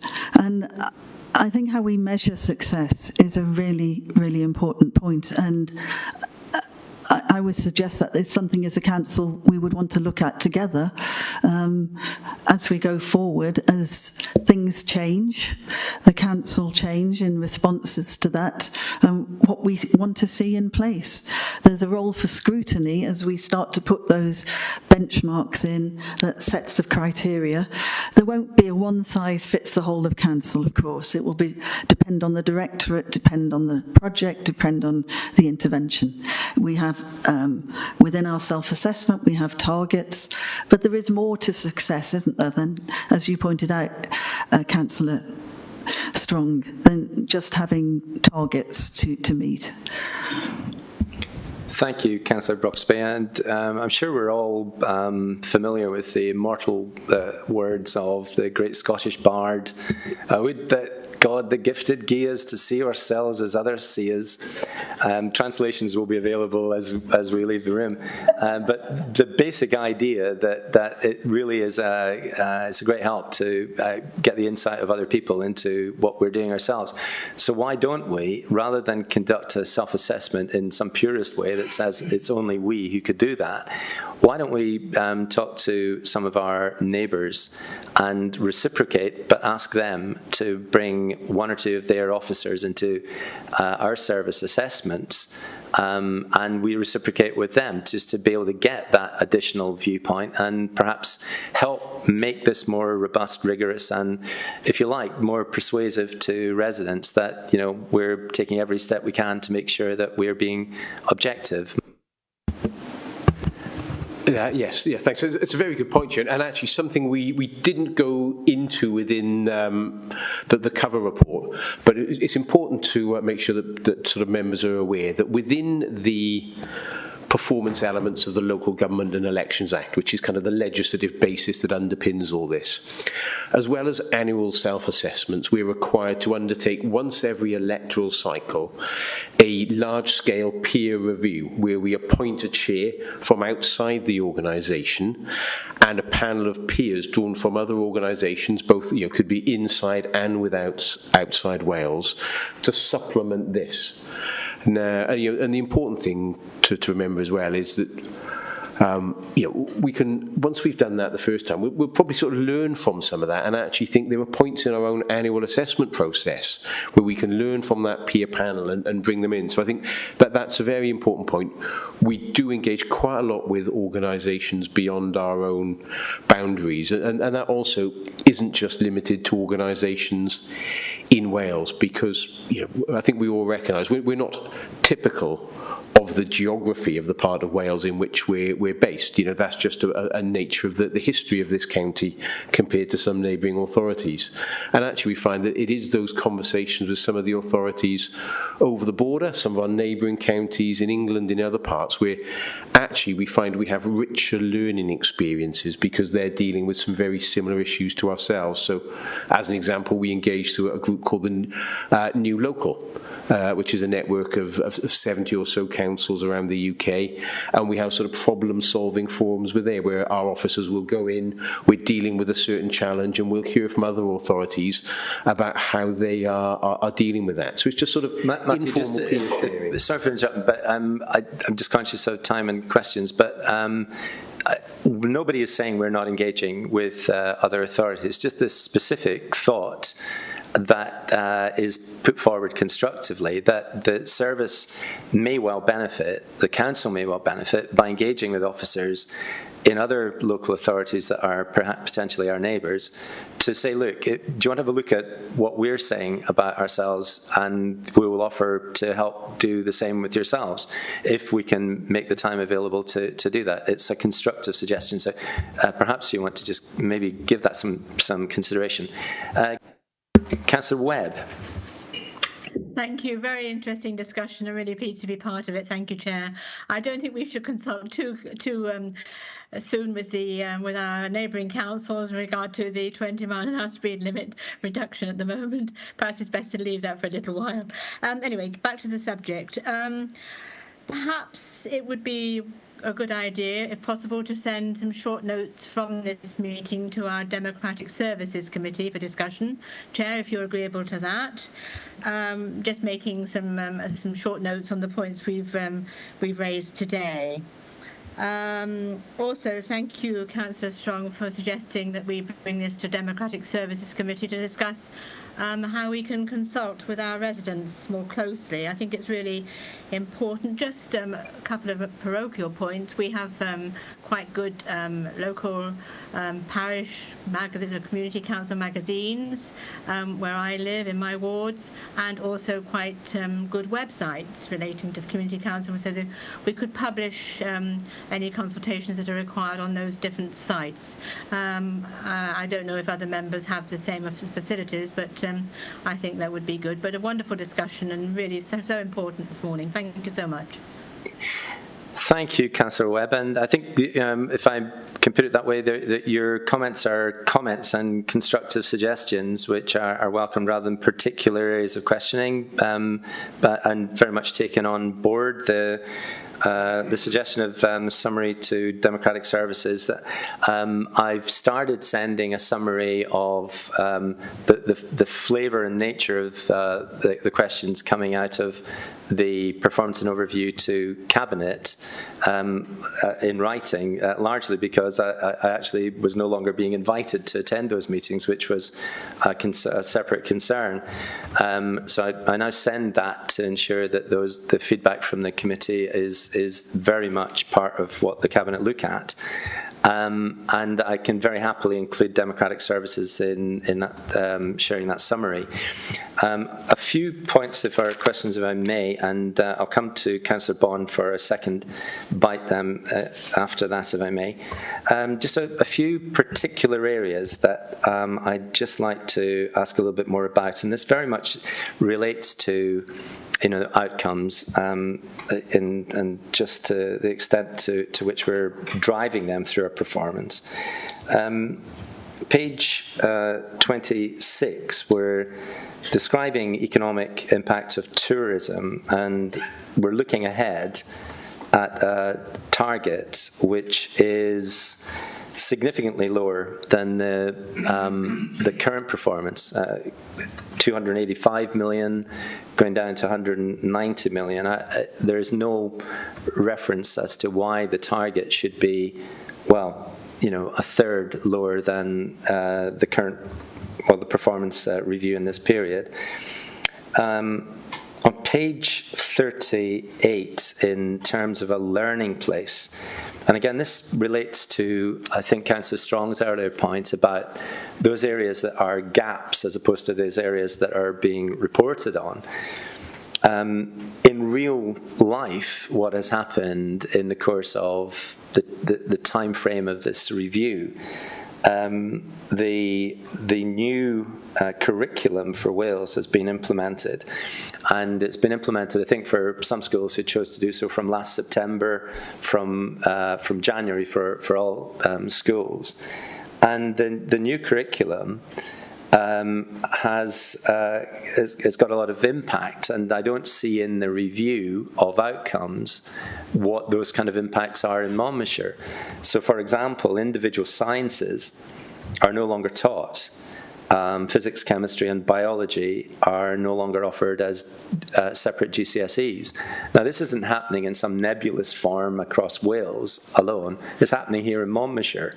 We are Monmouthshire, and if we're not going to talk about these things, who is?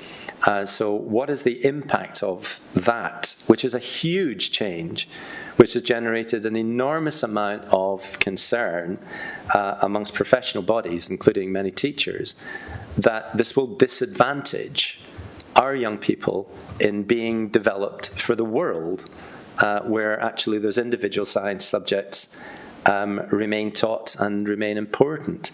So something as large a scale as that, I find it really surprising that we've got nothing to say in terms of outcomes.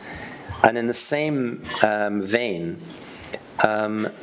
there has been a collapse in the learning of languages, not only in Wales, but I'd like to see, and I think the committee would like to see, what's been happening in Monmouthshire. So to give some specifics on the performance of languages learning in Wales, and I've made reference to this previously at meetings because and I declare an interest in one sense. I learned a couple of languages when I was younger, and my wife's a languages teacher, but that doesn't really have any bearing on my the last point on my views about this. But the Welsh Government commissioned a Welsh and British Council languages trend of 2022. And it's very, very important information. I very strongly recommend that you have a look at it. So it's pretty recent, up to 2022, and it's over the previous 7 years. Now, those of you who are familiar with, and I know that there are some esteemed colleagues in the room who are very familiar with what's been happening in languages over a much longer period, but if we just look at the 7 years, in all of Wales, there has been a 44% drop, 44% drop in GCSE French, and a 48% drop in GCSE German. And at A level, in all of Wales, in this particular report of 2022, there were only 245 French students at A level and just 58 German students at A level.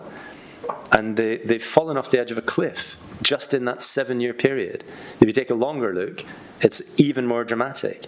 There are none recorded in Mandarin, none in Hindi, none in Arabic. And if you combine the populations of those language-speaking countries, they amount to more than 3 billion of the world's population. Now, bringing that back to Monmouthshire and making sure that we are doing everything we can to prepare our young students, our young adults, for the wider world, what's happening in Monmouthshire in regard to that? These are huge developments. They're happening now. They've been happening over the course of either 9 months or a year, and we've got nothing to say about it. That to me is a huge gap and a very, very big issue for us to address. What is this doing for life chances of our learners and access to the world as the numbers are being shredded? If I could just, the third point being page 48 and relating particularly to page 48 in terms of budget. It's 47 and 48. So on page 47, there are references which sound a little bit like patting ourselves on the back as to having met the service reductions that were expected of the plans originally put together for 22-23. Now, they would have been put together in January 2022, before the invasion of Ukraine, before the massive development of inflation and so on. Talking about reaching the service savings going back more than 18 months, 20 or so months, just seems to me utterly irrelevant. What is relevant is that the forecast budget shortfall on page 48 by 26-27 is £23 million. So the forecast budget shortfall by 26-27, £23 million. And what we learned from the last update on from our finance team was that the reserves are forecast to shrink by the same period to 22.7 million.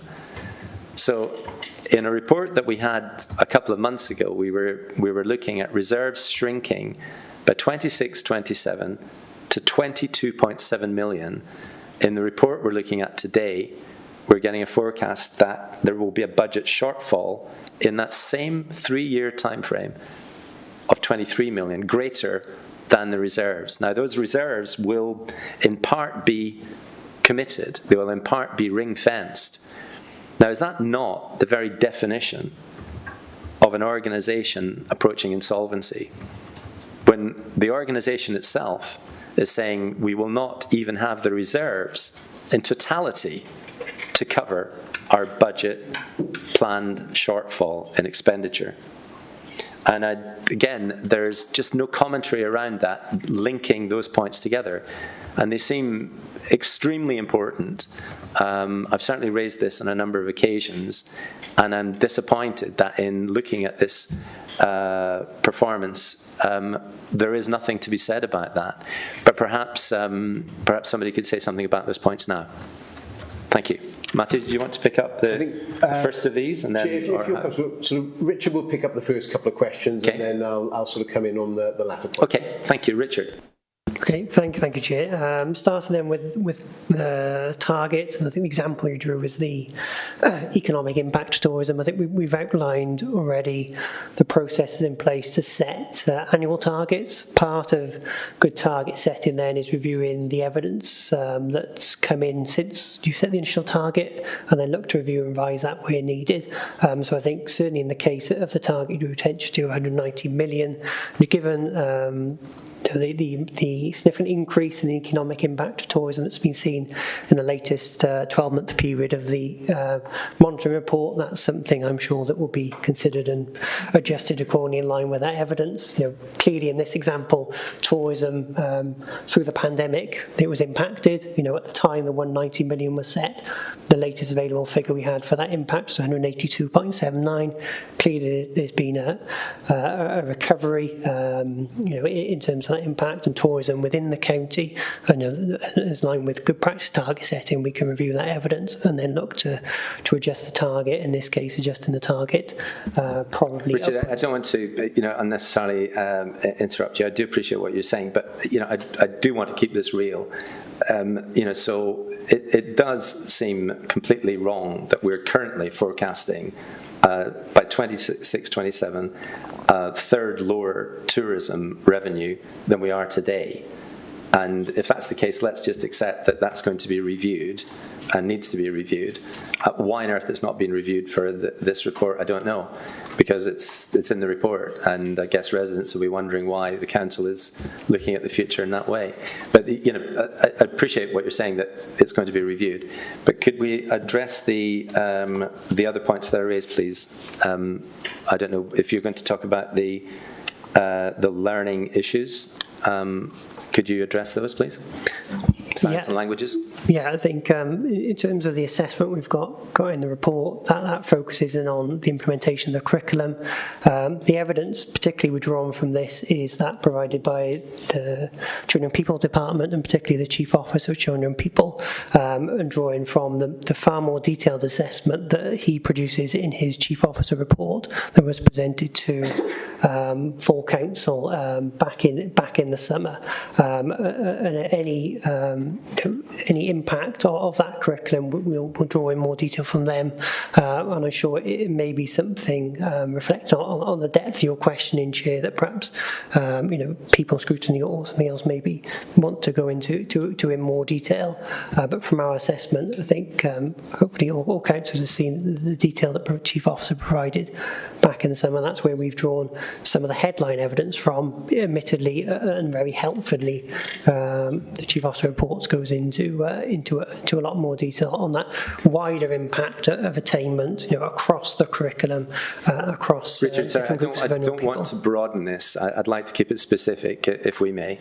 This was particularly about the introduction of the new curriculum and the impact of no longer teaching individual science subjects but grouping them together on the outcomes for our young people, and secondarily the extraordinary collapse. Can I interject on that specific point? I will in a second, Councillor Strong. I just want to be clear with Richard. So I haven't seen from the Chief Officer that you're referring to in his report anything that gives us information about this in terms of the outcomes.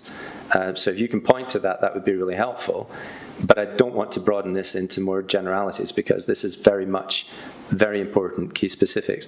Councillor Strong, I think you wanted to come in first of all, and then Councillor Brock. Yeah, I think it's a bit harsh to criticise the report for not making reference to the impact of downgrading separate sciences, because as I understand it, actually, the new curriculum has not actually yet reached that stage in teaching.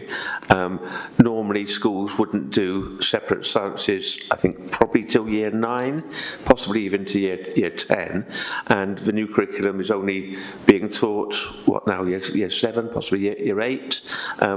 So to comment upon the impact of something that's not happening yet is a bit unrealistic there. Yeah. Well, it was introduced as of last September in some schools and in all schools from January. So there is presumably useful feedback at the very least that we'd be able to generate. Only in the lower levels of the secondary schools where separate sciences wouldn't normally be taught anyway. They do general science at that stage, so we're a bit premature on that. I think it points about language, so we're more valid, and perhaps it could be referred to the Cabinet Member for Education. Should we look at Monmouthshire becoming a centre of excellence for language teaching and language teaching take-up? It is, of course, a massive whole UK trend and deeply concerning. Indeed so, Councillor Strong, but our focus is Monmouthshire, and one of the things I think is always a concern is if we take our eye off the ball that's happening in Monmouthshire and say, well, everything's happening everywhere, and there are economic cycles that are happening in other places that are not necessarily what we need to follow in Monmouthshire, but certainly our learners. That's a really an absolutely key point. I absolutely take your point about sciences, and thanks for making that point and for clarifying it. I think my emphasis on this is that we surely need to be on top of this before we see what might be detrimental outcomes, if they are likely to be detrimental. And therefore, the feedback from schools that are now aware of the implementation of this curriculum seemed to me absolutely valid. I didn't criticise. What I said was I was very surprised and disappointed, because it seems to me that that is a gap in the real life of the lived learning experience in our schools right now. But perhaps we can address the... Councillor Brocklesby, I know you wanted to come in, but I don't want to lose this point about languages learning. And I was picking up on that point, Chair. You make a valid point. It is a self-assessment, and I come back to understanding the points, recognising we need this dynamism in the way that we report. I think that's more likely to be through a dashboard, and a dashboard that is in some way can be updated. There are constraints around that, as already been discussed, because we have a legal requirement to report on the last year, and we must do that. And we must, I think, take on board quite valid points that it needs to be less than 70, it needs to be user-friendly, and it needs to interact with our residents. With your point on education and language learning, very valid, we look at it, and I think I would welcome a recommendation to our People Scrutiny Committee to bring that into their forward-looking plan. This seems to be something that we as a council can look at. I'd remind us all that schools are responsible for their own curriculum, which was one of the benefits of the new curriculum, but nevertheless we do have a strong influencing role to play, to pick on both of your points. And indeed, our Cabinet Member for Education will want to support that scrutiny and take up this discussion with the Director of Education. Thank you, Councillor Brocklesby. And the points are made in a constructive spirit. It must be a very real concern if we see an extraordinary drop off in actual learners learning any subject. But if also we see major change in the way that subjects are being taught, to be ahead of the curve and understand what that looks like. Councillor Birch, I know you've been very patient in wishing to come in, and my apologies, I wanted to keep that particular line of questioning going. Thank you, Chair. I really welcome the emphasis on data and the acknowledgement that the quality of the Council's data needs to improve. We're obviously in a very much a fast-changing world. I think we heard yesterday how many more of our citizens are being affected by the cost of living crisis, increasing poverty and deprivation in Monmouthshire. So many more people under financial pressure, as indeed the Council is. But I wondered how we were planning to use that improved data in improving the citizen experience. It's important that we use data to make data-driven decisions. Any business needs to use data to understand its business, but also to use data to understand its customers. And I think the Council's no different in that. And also, I think, as has been brought out through the discussion, the community and corporate plan, lengthy as it is to a certain extent the edited highlights of what the Council does. And everything else is in the service plans and service business plans. And I note the report acknowledges the variability of service business plans. I think we all understand the pressures that service managers are under day to day. But of course, when you have limited resources, it's even more important to have a plan as to how they're used. So I wondered if you wanted to make any comment on how those issues are being addressed. Councillor Birch, if you'll allow me, I thought you were coming in on the same discussion point. We hadn't yet completed the responses to the questions I'd raised, so we're going to park that for a second. Apologies, Chair. No, that's absolutely fine. And the area that we need a response on is in regard to the forecast budget shortfall of 23 million, with reserves forecast to shrink to only 22.7 million. But Matthew, can you explain how this avoids and approaching insolvency. Yes, thanks, Chair. And Councillor Butch, I've noted your points, so we'll come in on those. So, again, just to stress, the evaluation here sets out the situation. What I wouldn't want to do is position that as complacency. It talks about what was achieved in terms of the targets for savings we'd set in the previous year. Savings, by their very nature, don't tend to make things better. That's written in the context of financial management. So the report describes how we've done in addressing the savings that were set out and agreed as part of the budget process. The report tries to be realistic in terms of the financial situation facing this authority. We all listen to the news, we all read the news. The situation around the UK in terms of local authorities is not good at the moment. We've had 6 or 7 authorities issue Section 114 notices. For those at the public, watching the public not familiar with the jargon, it's not quite, but it's often used as shorthand for sort of effectively unable to function or approaching bankruptcy.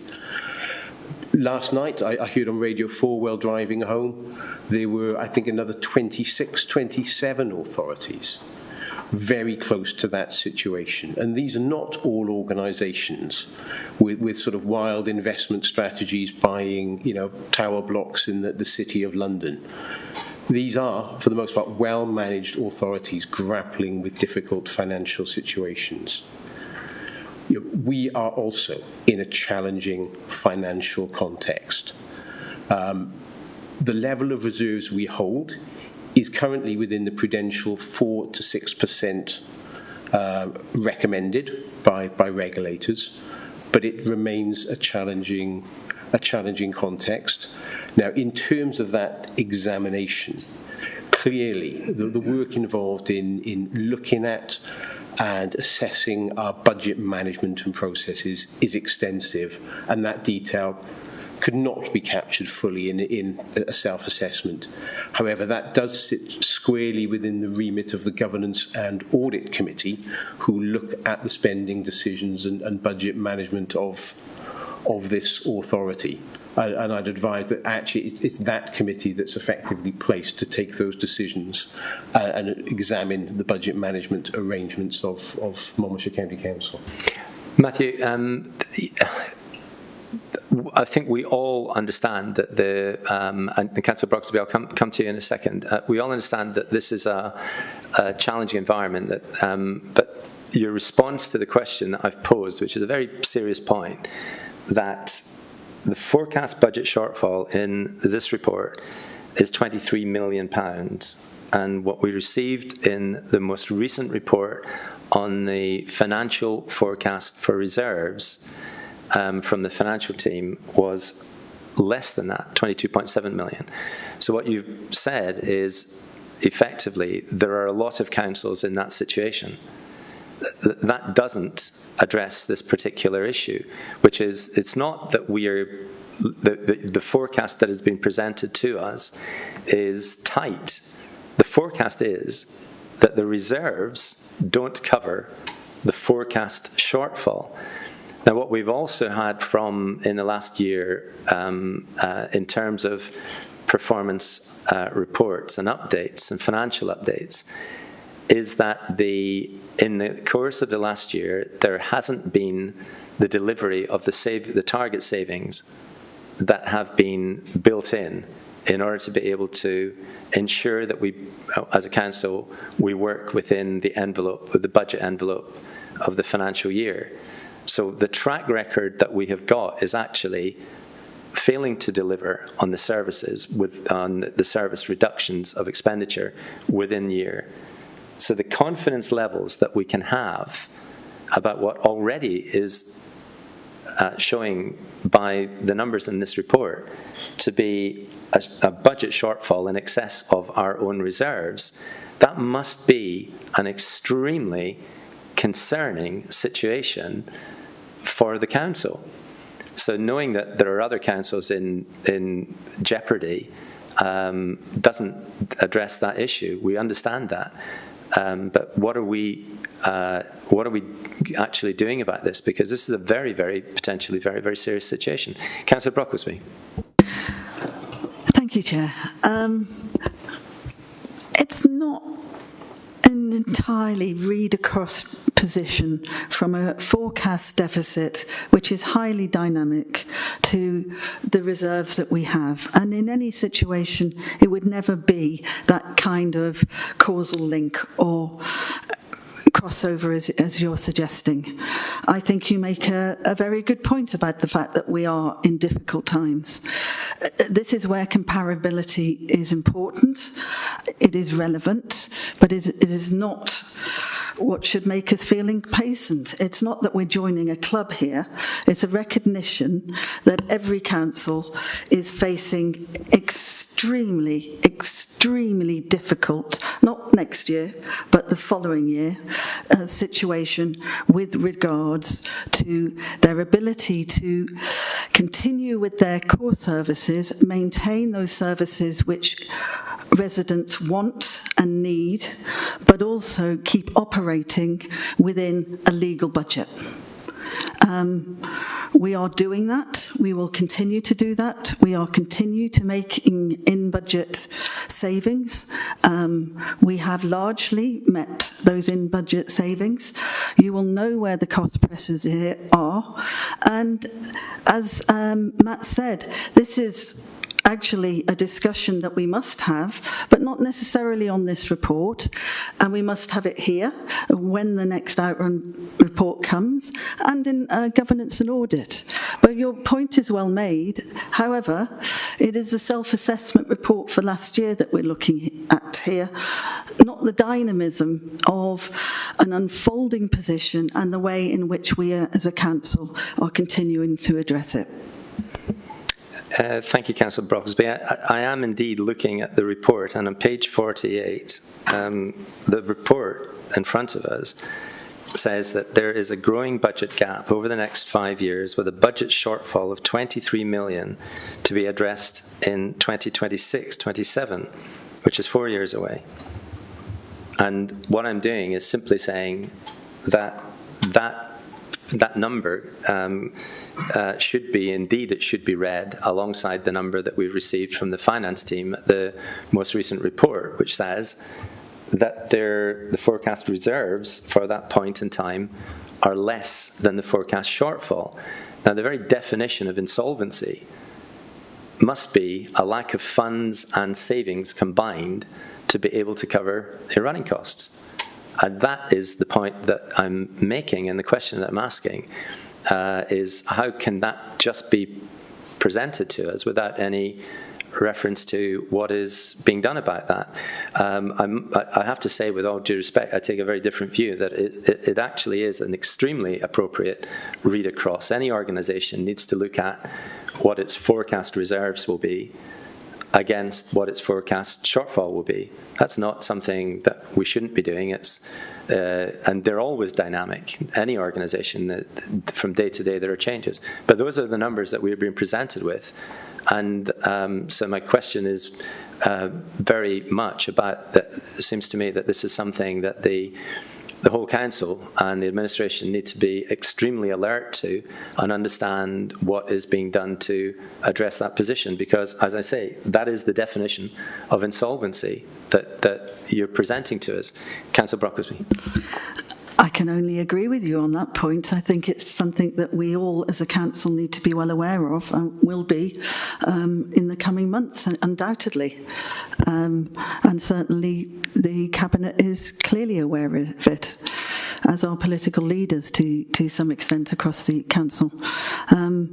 We have to be absolutely vigilant, and will continue to do so during these times, and would expect council, the whole of council, to be involved in that vigilance. Thank you, Councillor Broxby, and I do appreciate the responses, and that this is these are challenging times. I hope you understand that the importance of the question is only intended to highlight information that is being presented to us and drawing some pretty obvious conclusions. Councillor Bond, I see you have your hand up, and could I ask you to confine that to a short question, please? I know you've already had one go, and we need to just move on to conclude the meeting. Thank you. Thank you, Chair. First of all, I'd like to apologise to you for responding to an officer without asking through the chair first. So I'm sorry for that, and I will try not to do it again. Secondly, in response to what's been said, and as a project manager, I don't think people understand the positive impact of change management and communication plans, starting with a stakeholder analysis. It identifies the resistance and how to overcome. So this 20-mile-an-hour thing, it was a concept you may or may not agree with, but it's the implementation in Monmouthshire that we need to concern ourselves with. And we haven't brought everybody with us. We haven't done enough consultation. We haven't treated people. We haven't engaged with people. So we need to think about the before action review and after action review. And for example, another example is Spitty, of course, where we haven't, nowhere is it written down, where's the recommendation of the learning so we don't do it again for future administrations. Thank you. Where is that, please? Thank you, Councillor Bonner, and of course your apologies accepted. I think the point of consultation and engagement has been really well made, and you've made it yourself indeed. So I won't look for a response in that, but please for that to be noted. And thank you. Councillor Strong, you also had your hand up. Was that a legacy hand? Yeah, already done. Great, so thank you. I don't see any other hands up, but Matthew, would you like to conclude any points? Oh, it was just... of course, I beg your pardon, Councillor Birch. Councillor Birch's questions. Sorry, Councillor Birch. So there are points there and questions about improved use of data with business and customers, and the variability of the way the services approach this. Yes, and thanks very much for the question. I'm just going to check with Richard whether you want to answer this one, or are you going to leave it with me? Richard's got data insight in his time. If I just give a sort of brief overview, and Richard, if you'll just indulge me if I miss out anything, because Richard knows far more about this than I do. But as Councillor Broxby mentioned earlier on, we have limited capacity in terms of data, yet we know data is one of the most important assets that we hold. The biggest companies in the world are dependent on data. They use data to understand customers.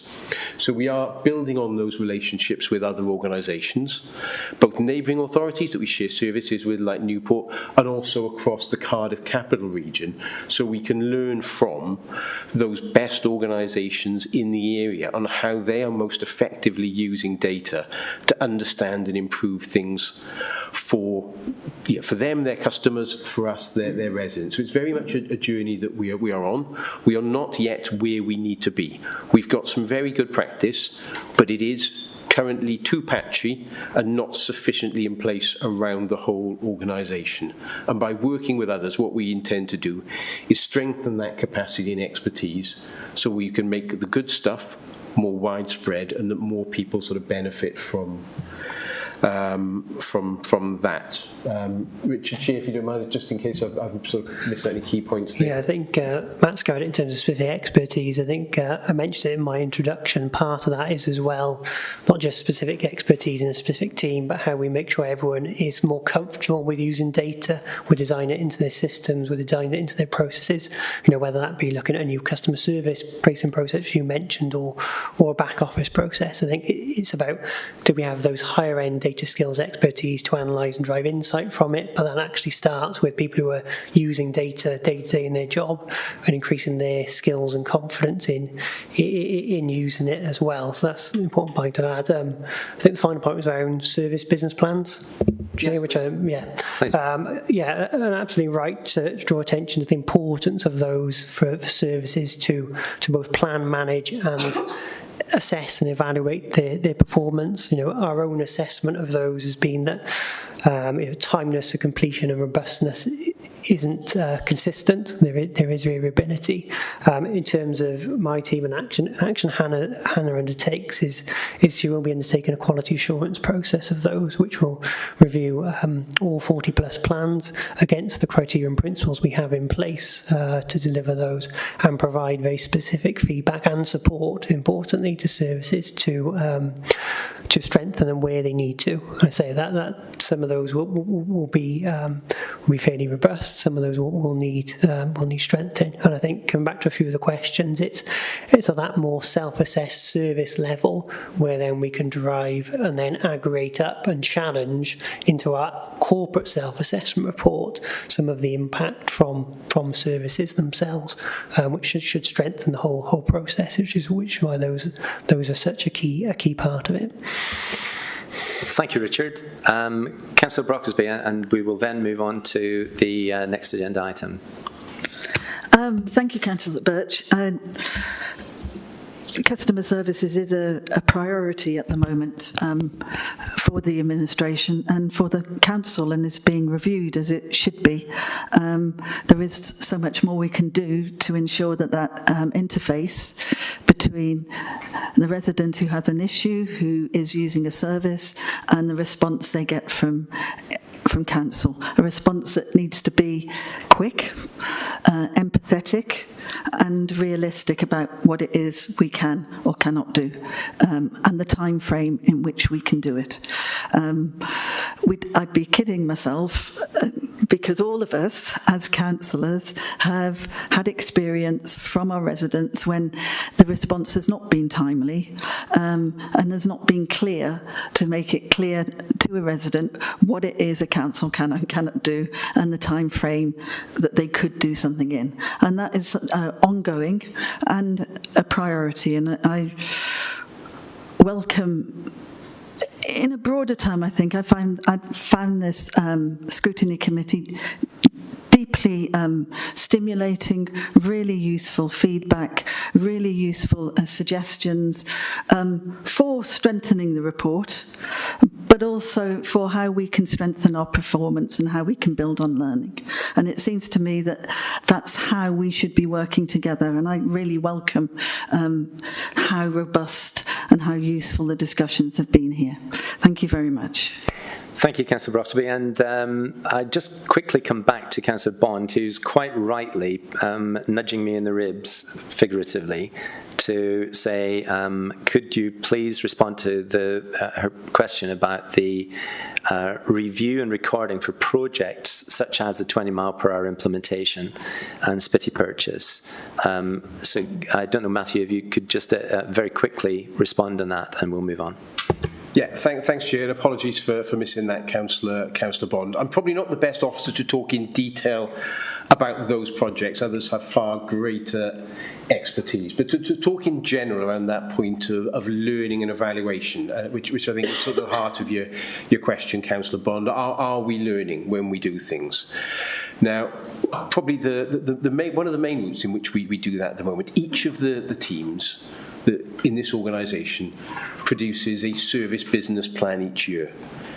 The starting point for that service business plan is an evaluation of the work that was undertaken in the previous year to identify the learning points and in terms of what we can do better. Now some of that finds its way into things like the self-assessment, but you can appreciate the breadth of activity there. So the important thing is making sure that we harvest the messages from all of the different data sources we have, be it our sort of complaints and compliments procedures, the service business plans, the work done by external audit, the work undertaken by our own governance and audit committee, the annual governance statement, and harvest that and learn from it collectively. Now, as we get better at, Councillor Rox mentioned this is the second year of this self-assessment process. As we get better at this, we start to do in more and more of that rounded information, so that actually you can see how it's been informed by all of those different evidence sources. I would Matthew, like to I'm going to we're trying to get there. Thank you. I'm sorry for interrupting you, but we need to be fairly brief and then move on. I think it would be very helpful if you could pass that question on to the appropriate officers, just in relation to 20 mile per hour and Spitty, and ask them to just get in touch with the committee and particularly Councillor Bond, just to make sure that we don't lose that one. I'm going to move on, Councillor Brock. It's just a point of information for the committee and for Councillor Bond in relation to a Spitty. The investment committee looks at all our investments, including Spitty, on a regular basis now. The last investment committee looked at Spitty. The minutes of that meeting, which is a review of our investments, made it clear that while our investment expectations from Spitty was not being met, it was still breaking even and making a slight profit. Thank you, Councillor Broxby. But it has a general review. Thank you. We have been asked in recommendations that the committee uses this draft self-assessment report to scrutinise the council's performance during 22-23 and agrees any areas that they would like to examine in greater depth as part of their forward work programme. So thank you for the questions that have been arising. I think there are a number of specific points and some general points as to how we approach a self-assessment. It seems to me that they've been very constructively put, and that there is some genuine good food for thought, perhaps for officers and cabinet members to consider coming out of it. I move the report and look to the committee. I see no objections to that being moved and seconded, so we will move on to the next item on the agenda. And thank you in the meantime to officers and to Councillor Brocklesby for joining for that particular issue. We'll quickly finish. Thank you, everybody. We'll quickly finish with a look at the forward work plan and action list. So we can see on the 24th of October, the next meeting, we've got a busy agenda. Three items on the agenda. I wanted to see the month 5 budget monitoring on that agenda. Given the discussion that we've had in the last half hour or so, in particular reference to the financing of council services, as a scrutiny committee, we need to keep a very, very watchful eye and close eye on what's developing. We're looking here at numbers that they're not my numbers, they're numbers that are being provided by the council. And so nothing could be more important from our point of view than keeping a close eye on what's happening. So we've included that. That means we're going to have a busy agenda. It's just to highlight that to you. So we'll have a pre-meet as usual, and just talk through some of the areas that we might want to talk about. Robert, did you want to add to that? Just to say that I have been notified just as of this meeting that that the LDP annual monitoring report will have to shift out of that date, actually. So it's a slightly less busy meeting, everybody, but we'll still have the pre-meet. So yeah, I haven't got a firm date yet on when it will be bumped to, but I'll obviously let you know as soon as I know and update the work. We'll have a chat about that after the meeting. The idea of just bumping things off an agenda from next month, that's a very important report, the RLDP, so let's talk about that. But thank you, Robert. Moving on to item 6 on the agenda is the Cabinet and Council Work Planner. As usual, we include that for information. Agenda item 7 is the confirmation and to sign off the minutes of both the 21st of June and the 17th of July. And I'm moving those two. You've got a hand from Councillor Bond. I do beg your pardon. Sorry, I didn't see your hand. Sorry, I beg your pardon, Councillor Bond. Yes, thank you. Thank you very much. Thanks, Chair. I noticed that we've got discuss learning, council and community resilience, to discuss learning following the impact of the pandemic and how we prepare for a future one. I wonder if that was something we could bump forward so that we are ready for if anything happens again in the future. And looking on the list of documents that are coming up. I wonder if the local flood strategy could be something we look at, or would that be in a different group? And planning annual performance report, that will come to us anyway, won't it? And the financial strategy, is that something we might be interested in, especially from what you were saying, what you've been talking about? Yeah, thank you. Thanks very much for those. And yeah, we'll have a look at what, I've only just heard from Robert in the last couple of minutes about the RLDP. We'll have a look at what might be, I'm not going to use the word bump because we're beginning to use that, moving things back and moving things forward, but we'll see what we can actually schedule appropriately if it's possible. One of the difficulties is that officers will be gearing up their written reports for the date that is being scheduled, so it's sometimes not so straightforward. But thank you for that, Councillor Bond. So I've moved the minutes and looking for them to be seconded unless there are any questions. So I'm saying seconding of the minutes, and then date on item number 8, the date of the next meeting is the 24th of October. Let's hope it stopped raining by then, and look forward to seeing you all at that meeting, and thank you for your engagement in this one. Thanks very much indeed. Bye now. Thank you, Chair. Thank you.